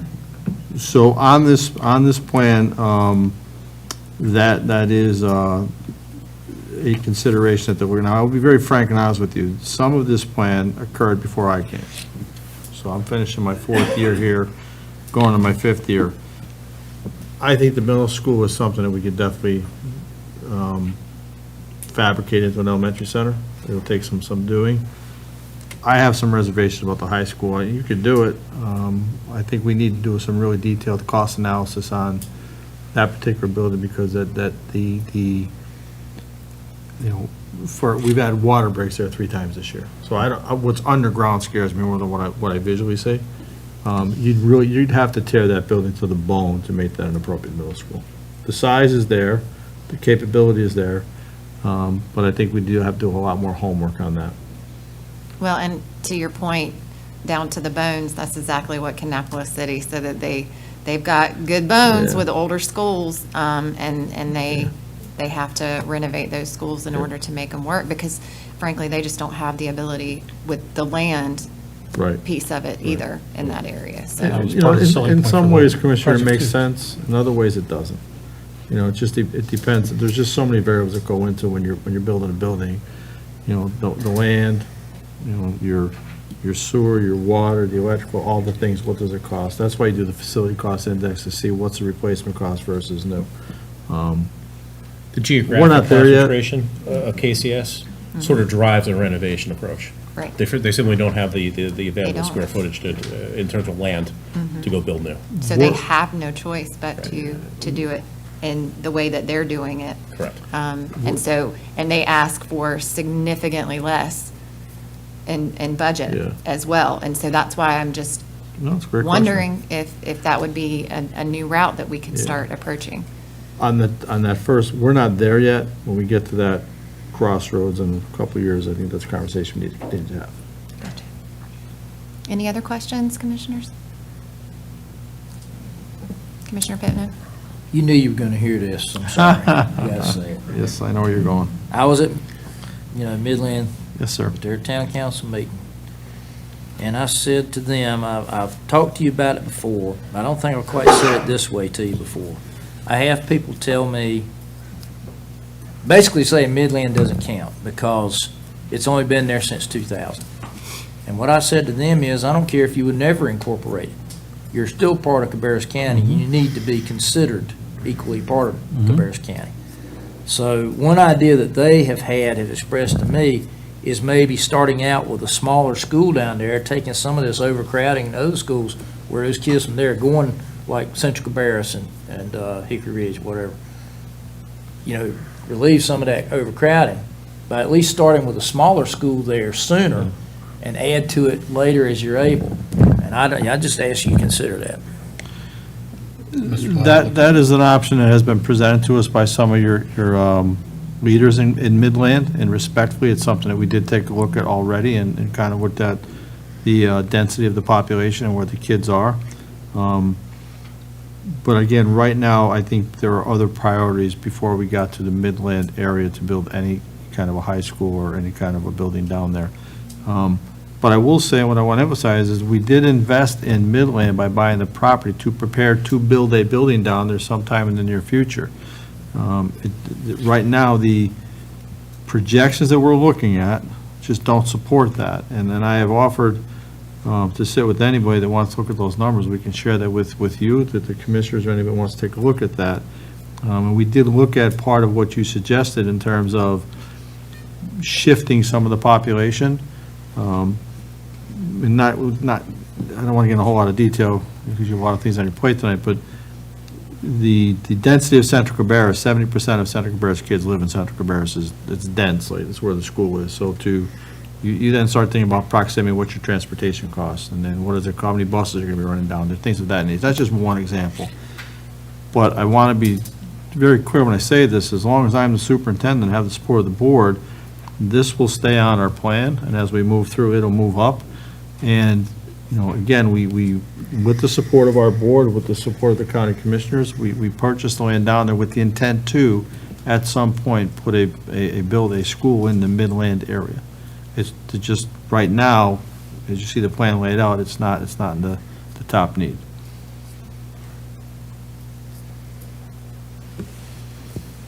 Commissioner Shu, did you have any questions, sir?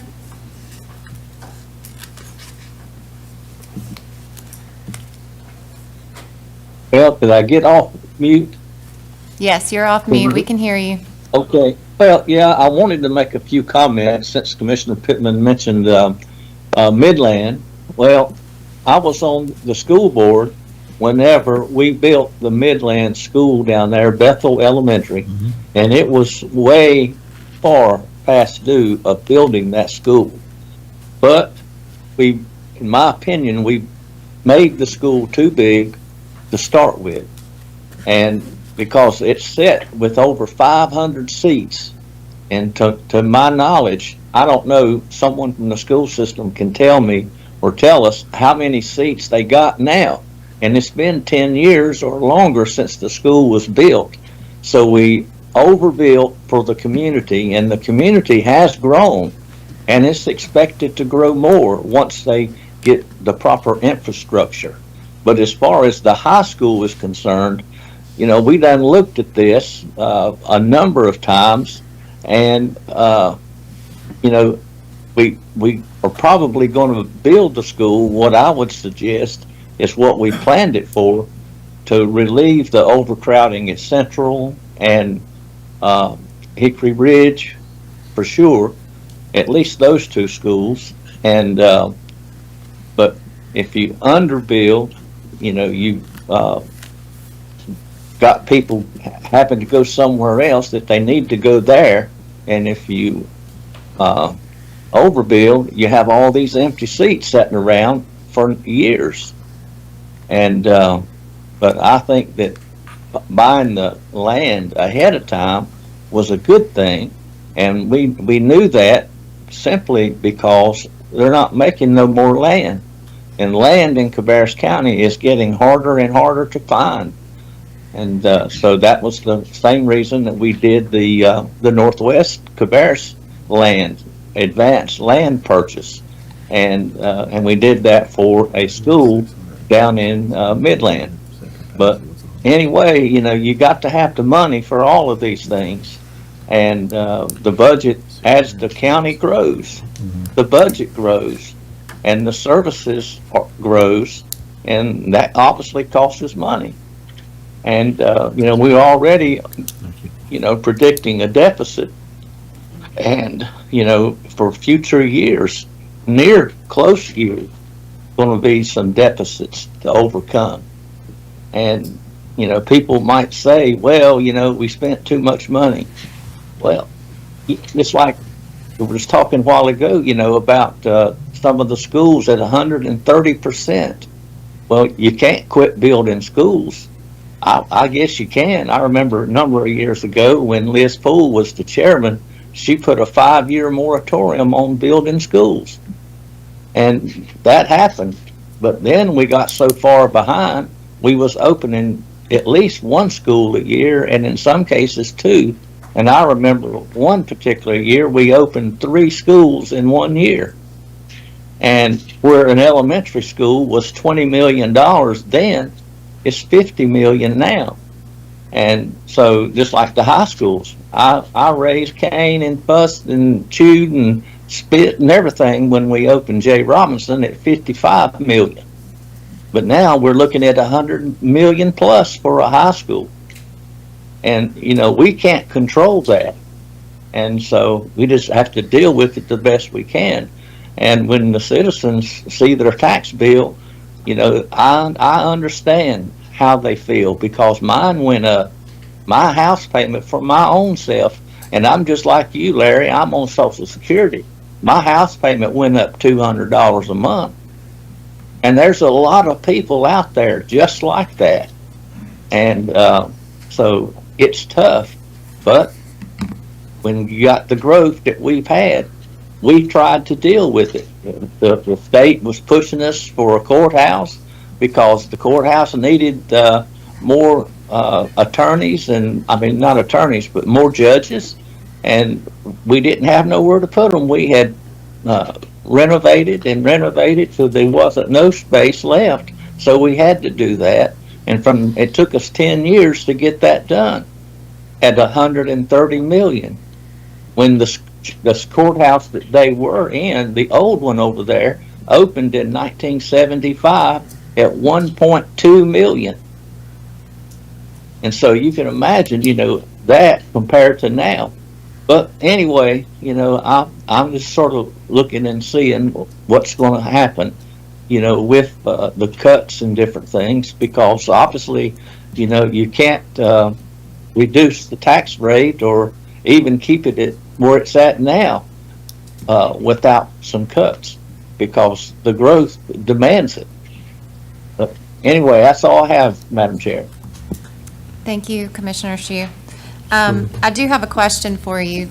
Historically, you mentioned that Liz Poole, the chair at the time, put a 5-year moratorium on building schools. Was that a commission vote, or did Liz Poole do that by herself? No, that was a commission vote. She, it was, she couldn't take it upon herself to do that, but she could steer the board, for consensus. Understand. All right, thank you, sir, I appreciate it. Yeah. Yes. Any other questions? So Yes. to that point, Bethel Elementary's capacity is 876 when it was built. The design capacity is 876. Right now, there's 607 students in there, so at about 69 to 70% capacity, to Okay. this point. Thank you. Any other questions? All right, well, thank you guys very much. We appreciate you presenting tonight.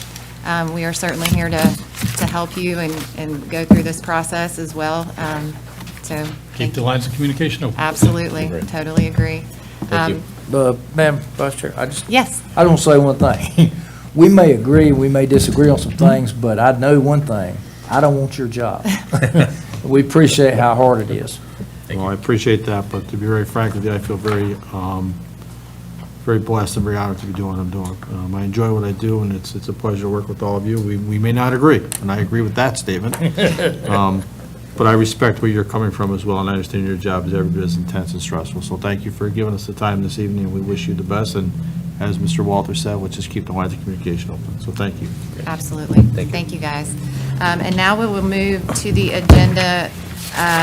We have a break scheduled from 6:45 to 7:15. So at this moment, we will stand in recess until 7:15.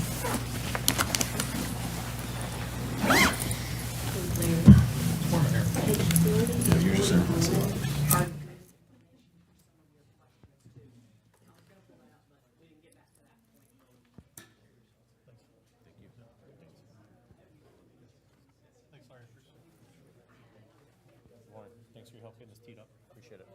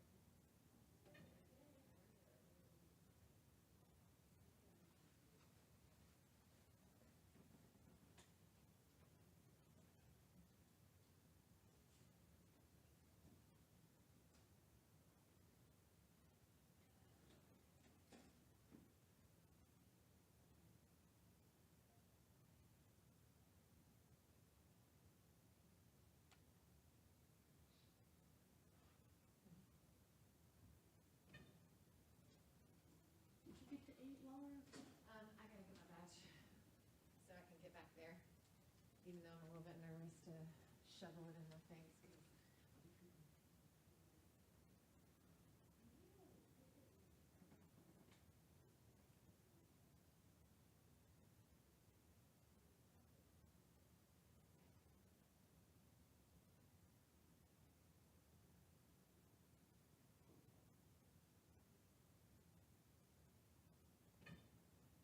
Greg, are you staying? Yes. Can I talk to you for a minute, please? Yes. Well, yeah, thank you very much.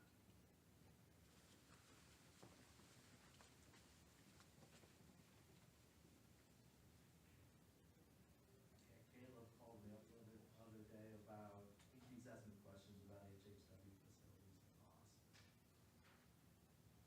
I said, you guys, it's crazy that you guys don't have them. It's crazy it's the kind of- Yeah.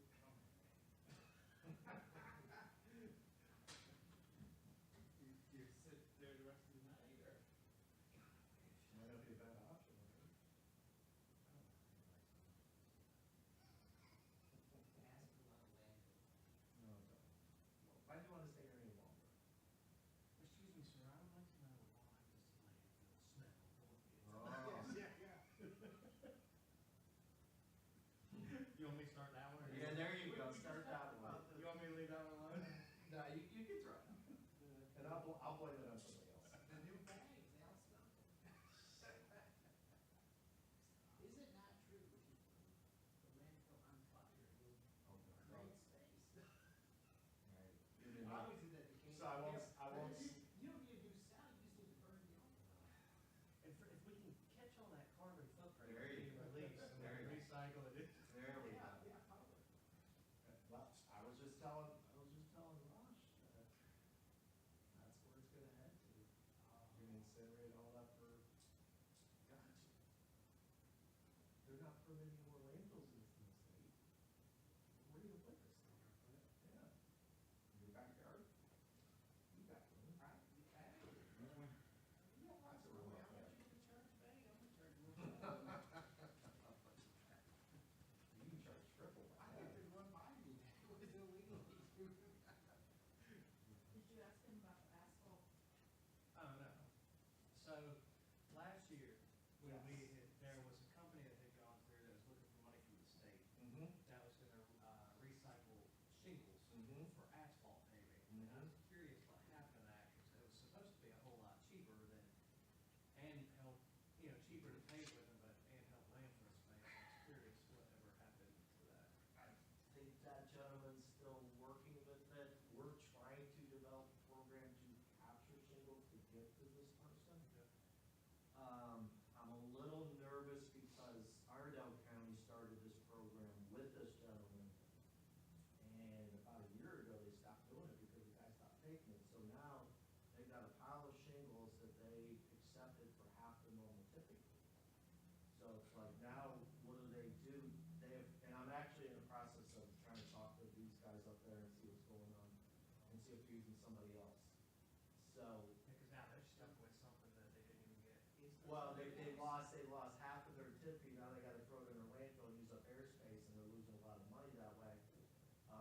So I'm trying to see where that's all going and see what the plan is, and then I think as we increase tipping fees, it's gonna be more attractive to contractors to say, hey, if I bring clean shingles, you're not mixing anything with the crap, and I only pay half, then I'm in. And that's one reason, I think our tip fee right now is too inexpensive, where it's not worth it to these guys.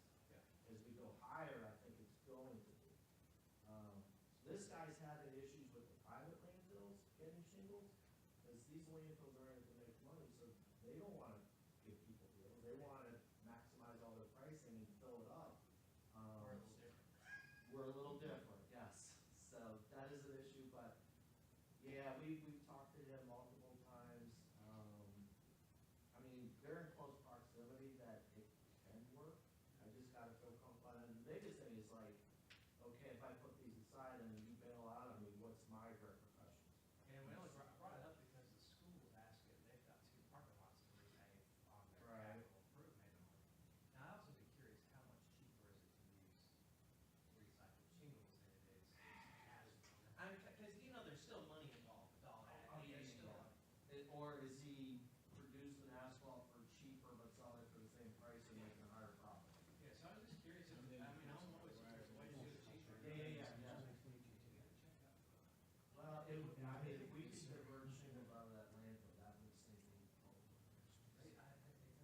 They take up a lot of, well, yeah, you get stacks of them. No, it's already, it doesn't get hacked, you know, it's not like, it's not like if you shred it, so, but, You good?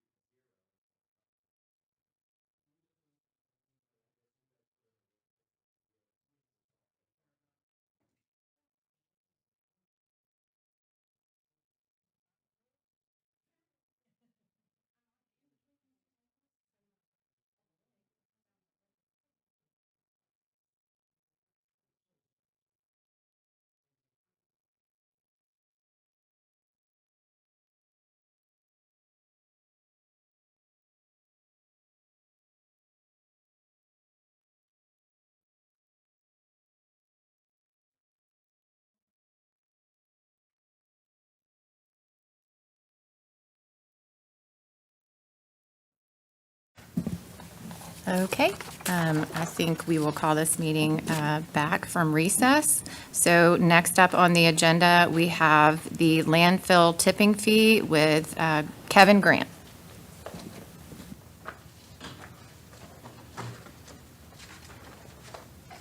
Welcome, Mr. Grant. Thank you. Good evening, everybody. Just wanted to present to you our proposed tipping fee adjustment for fiscal '26. This would involve raising our tip fees for, well, I guess I should back up real quick. So our landfill is construction and demolition, so it's unlike a municipal solid waste landfill. So the things that we receive at our landfill is if you're tearing down a house, a shed, buildings, things like that, so think shingles, sheetrock, concrete, wood, things like that. Residential waste goes to a different facility. Most of that waste goes to the Charlotte Motor Speedway landfill, so that's what that is. The other thing is that our landfill operates under an enterprise system, so only the fees that we collect for waste that we receive at the landfill goes to pay for the operations. We do not use any general funds for this operation. So what we're proposing for this upcoming budget is to increase the tip fees for construction and demolition an additional $9 to go from $45 to $54 per ton. And then for commercial yard waste, we propose going from $42 to $45 a ton. Please note that we do have a lower fees for more residential type construction and demolition waste. So if you're just tearing down like a shed, a deck, something like that, and you're 1,000 pounds or less, or between 500 and 1,000 pounds, you're talking $25. Less than 500 pounds is $13. And we've had that rate for probably about 10 years. And then we feel pretty comfortable that we can keep this. So this increase is mainly going to affect commercial folks that are coming into our facility. Likewise, the yard waste, we're not increasing that for residential yard waste that people are bringing to us. This is more for commercial yard waste. A couple reasons for the fee increase is obviously the increased operational cost, labor fees, just the cost to maintain our vehicles, our heavy equipment vehicles. We do have some aging equipment that does require some extensive maintenance. We do have to do groundwater, methane gas monitoring and remediation on a regular basis. The other thing we'll be coming to present to you all later this summer is a expansion proposal. And it's just an expansion of our current cell. It's not like we're expanding the property or anything like that. We're just kind of going out a little further. So that's going to be happening as well. The other thing that we've noticed is there's another construction and demolition landfill in Cabarrus County that's privately owned. Their tip fees are currently about $13 more per ton than we are. They jumped up within the last year, and ever since we've noticed that, the incoming tonnage into our facilities increased to the point that we've actually had to move up our expansion plans probably about a year sooner than we wanted to. So we need to kind of get that. We're not going to be higher than them, but we need to really close the gap with these folks. Otherwise, we'll get, an unnecessarily large amount of waste coming to us. Trying to think. So the other thing that we do at the facility, what these fees also cover is at the front end of our facilities, we have a residential convenience center. And what that covers is any type of typical recycling that you may have, just your regular, your bottles, cans, paper, cardboard, things like that. But we also take used motor oil, used cooking oil, we take yard waste, as I mentioned, scrap tires from folks, used TVs, electronics, and any type of white goods and appliances. The other thing we also do at that facility is we do receive residential waste from folks. So if you either don't have curbside collection or if you just have extra waste that you're looking to get rid of, we do receive that. We do take that and we don't landfill it at the facility. We actually truck it down to the Charlotte Motor Speedway landfill ourselves. We're keeping those fees the same, and I think we've kept those the same for at least the last 5 or 6 years. So, so mainly that's what it's affecting, mostly the commercial end of the side. And I think it will help us going forward to, recoup some of those funds and then just basically to keep our reserve at a healthy level going forward. Because another thing to note is that once we close this facility or we deem it's closed for landfill purposes, we are still responsible for maintaining the facility for the next 30 years. So meaning that we do have to do groundwater monitoring, methane gas monitoring, just maintaining, making sure that the facility or the landfill itself doesn't settle anything unusual that could cause issues or have any leachate breakouts and things like that. So we do have to keep a reserve in hand, and we do actually present a financial assurance document to the state every year. Jim Howden helps with, produces that document. And, fortunately, we are in very good financial shape, landfill-wise. So we are very fortunate there. And I think that is everything that I have. Is there any questions concerning the budget or the fee increase?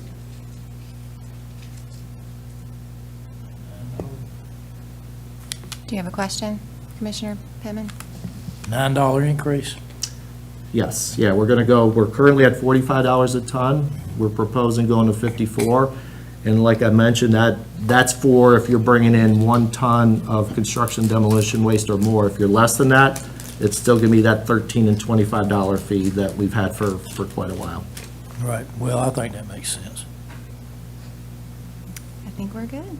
Very good. All right. Well, Thank you thank very you much. so much for your presentation.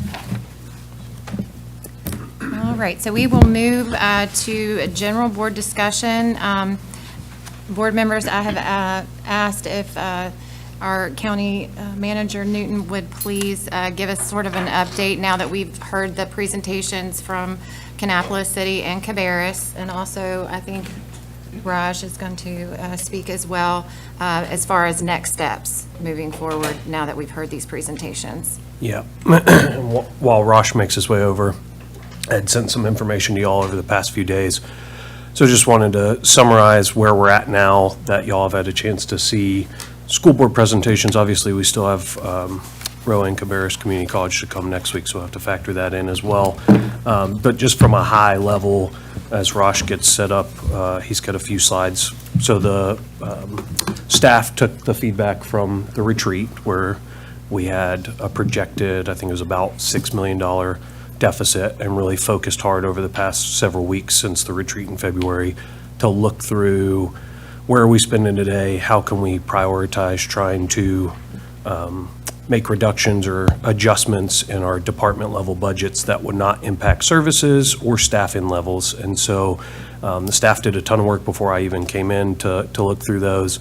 And then since I've come in, we've had all-day sessions to look through all of those recommendations. We've assessed as county leadership to determine, make sure any recommended adjustment that a department may have made was not going to create some risk of level of exposure for reduced services, things like that.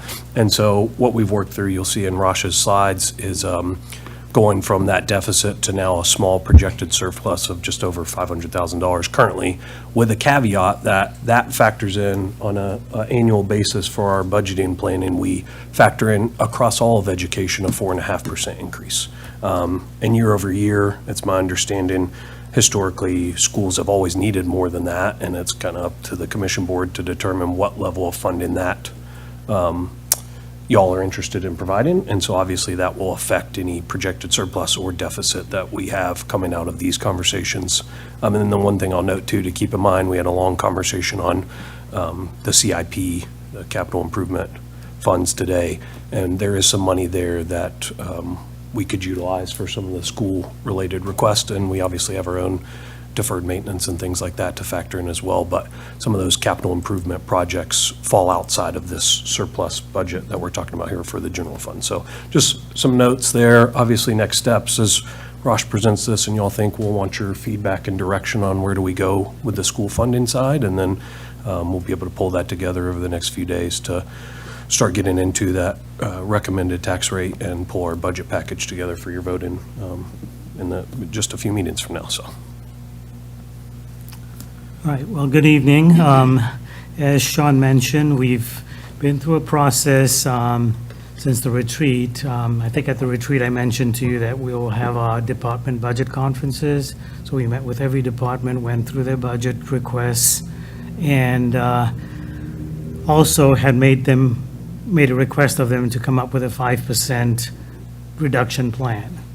and most of them presented their reduction ideas to us. And during those meetings, and also in meeting with the new county manager, we spent 2 days going through all of those budget processes and looked at all the reduction suggestions, and some of them we said, okay, let's go move forward with them. That made sense. So I'm going to give you an update based on what I presented back at the retreat, but updated with the new numbers now. Again, just a disclaimer, all numbers are still preliminary and tentative and still fluid, so these numbers will change by the time we get to the recommended budget. As far as revenues go, property taxes, we had a revised amount provided by David in the tax office, revised valuations, and that added about $1.2 million to the property tax revenues. Sales tax remained the same. We had some minor adjustments on the other end. The other big item is if you see other financing sources on the bottom there, $2.4 million. That is to take care of our economic incentive grants. We have in our fund balance, a committed fund balance that is supposed to take care of this. So at the end of each year, the economic incentive grants that are due, that'll be coming up in the next few years from the revenue we've already generated, fund balance is set aside for that. And so working with Jim and David, we've come up with a plan to use that fund balance to cover the upcoming economic incentive payments for the upcoming year and also the future years. So that helped by $2.4 million. We were not using our recurring dollars to do that. We're using dollars we had already collected. So the bottom line is on the on the revenue side, total projected revenues are $393,175. Compared to last year, it's about a $13 million increase. Looking at the expense side of things, personnel services, looking at last year to this year, we're going to increase by about $5 million. And employee benefits, $6.5 million. Supplies, we're going down by about $461,000. Other operational costs, about $971,000. Maintenance and repairs, $64,000. Other services and charges, we're growing by $2.1 million. The bulk of that is last year, we took the insurance and bonds money that we would normally send to our self-insurance fund and used it as a one-time use for deferred maintenance. So it got transferred to the CIF fund. The reason we did that was there was sufficient fund balance in the self-insurance fund to cover their expenses they would need for that year. So we had a growing fund balance. We depleted that fund balance a reasonable amount. And so this year, that fee that we would normally send to our self-insurance fund is back. Contributions to other funds. What that is a combination of things. It's what we send to any of our other external agencies, including education. As Sean mentioned, 4.5% of the education's budget increase is built into that number. The reason it's 2.1 million is last year we had the one-time contribution to the rebuild, which is no longer there. So that's why there's a minus of $2 million. So that actual number is closer to $4 to $5 million. Capital outlay, we had reductions there, mainly in our transportation grants, and also the replacement vehicles went down substantially. So those are the expenditure sides of things. Looking a little bit deeper into the salary and benefit lines, that was the big change there. From a salary standpoint, we're looking at about 3.8, almost $3.9 million growth. Overtime went up by $1.1 million. During our meeting with the county manager and all that, we adjusted the overtime for the EMS department that had not been adjusted for many years, and their expenses, this is more in line with what their normal expenses are. Health insurance, about a $3.9 million increase. Again, with the health insurance, there are two parts to it. This past year, we did not do a health insurance increase. So we had this year's 2 million, and then next year, we're projecting an additional 2 million. That's where the approximate 4 million comes from. All the other pieces are related to the salary increases with Social Security, Medicare, retirement, 401K, workers' comp. All of those are all related to the items above. And just one thing I'd add here too, on the insurance side specifically, obviously, we heard comments at the last board meeting and are working through those. As was mentioned during the presentation, we're like 2 weeks away from renewing the benefit cycle this year, but we are going to take a concerted effort to analyze the different options and come back to the board with various approaches to how we approach health insurance for next year, so. So this is the recap. Total revenues versus expenses were about $815,000 to the good. If you remember back at the retreat, we were $5.8 million upside down. So I'm going to go on to a few more slides here. So this is looking at the retreat numbers versus the new numbers. And you can see where things have changed. I mentioned the property tax amount that we adjusted it because of the property valuation change, and some of the other areas where adjustments were made. That's on the revenue end of things. And comparing the retreat on the expense side,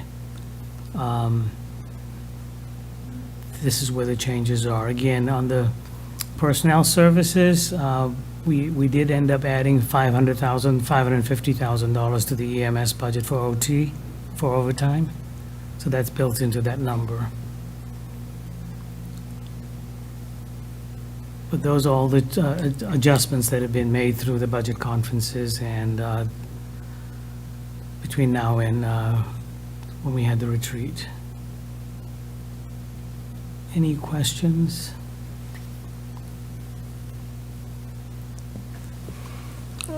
We hear a lot about wasteful spending, so Sean, in your professional opinion, have we cut this because there was a lot of wasteful spending, or is this just some departments trying to drill down?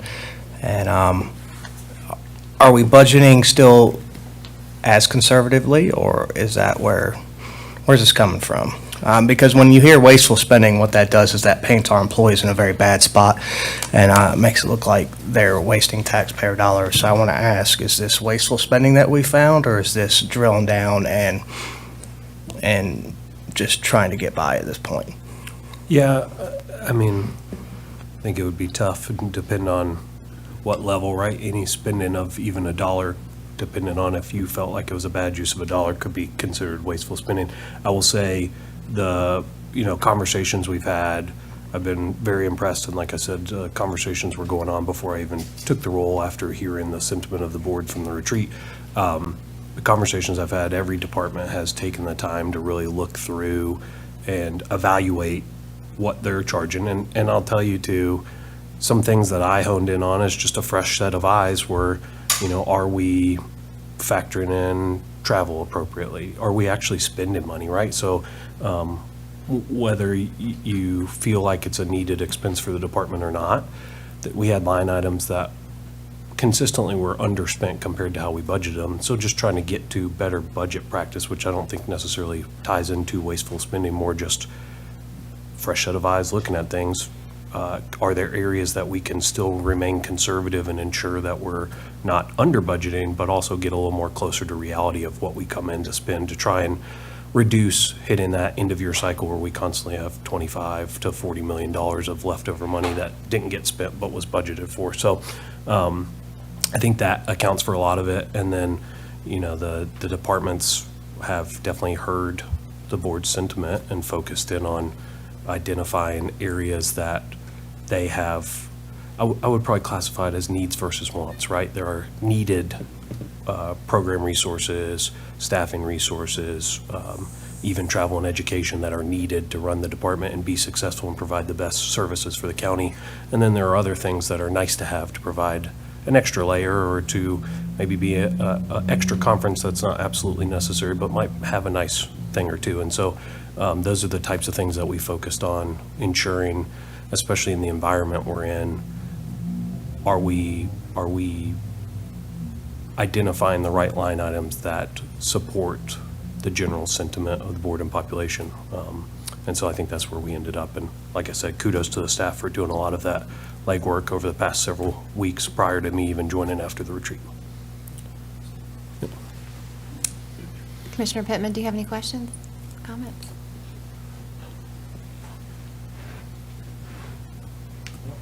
There. You got it.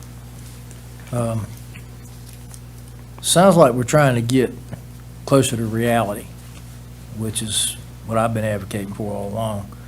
And I wonder how much of that involves cutting out things that I've identified as being none of the government's business, and we shouldn't be putting taxpayer money on them, like the EDC and incentives and that sort of thing.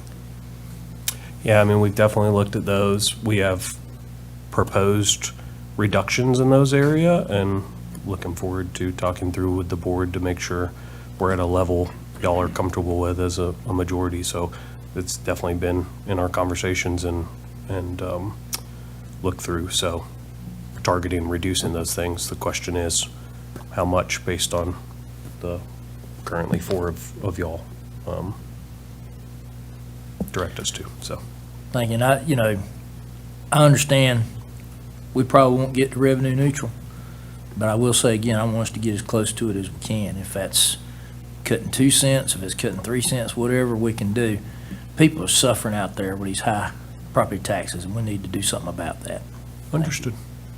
And not lost on us for sure. And the biggest thing with that too is you'll see as the conversations occur over the next few weeks between all of us is trying to get towards that without putting us in a bad spot for next year or the year after and having to go back and increase the rate back. So trying to find that common ground where we can see a strong trajectory toward reduction in expense that allows us to adjust the tax rate appropriately without getting in a situation where we're having to go up and down type thing. So that would at least be my sentiment and advice to the board as y'all consider. Commissioner Shu, did you have any questions or comments, sir? No, I'm just trying to comprehend all of the recommendations. Understand.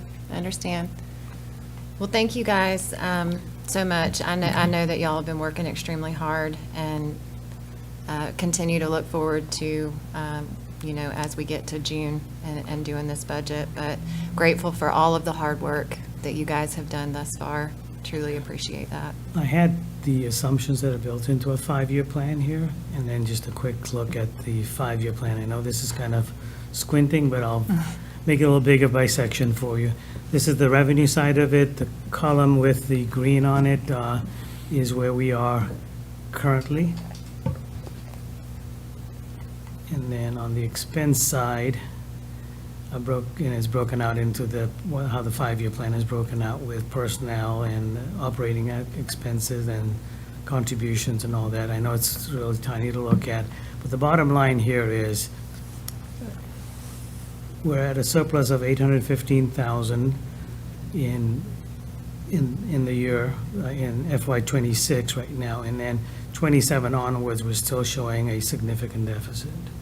We are, and the one thing I'll highlight as y'all think about this year's budget cycle is the biggest impact to that 5-year outlook is growth in school budgets and growth in salaries, right? So, and obviously, salaries have to grow at some rate at least to keep up with the market and keep people competitive and able to continue to want to work here. But those are obviously the 2 biggest factors that cause that outlook. And that was at our current 57.6, correct? That's at the 57.6. So yeah. if you look at the next year, that's at 10 million, that's over 2 cents on our tax rate right now, because 1 penny is 4.6.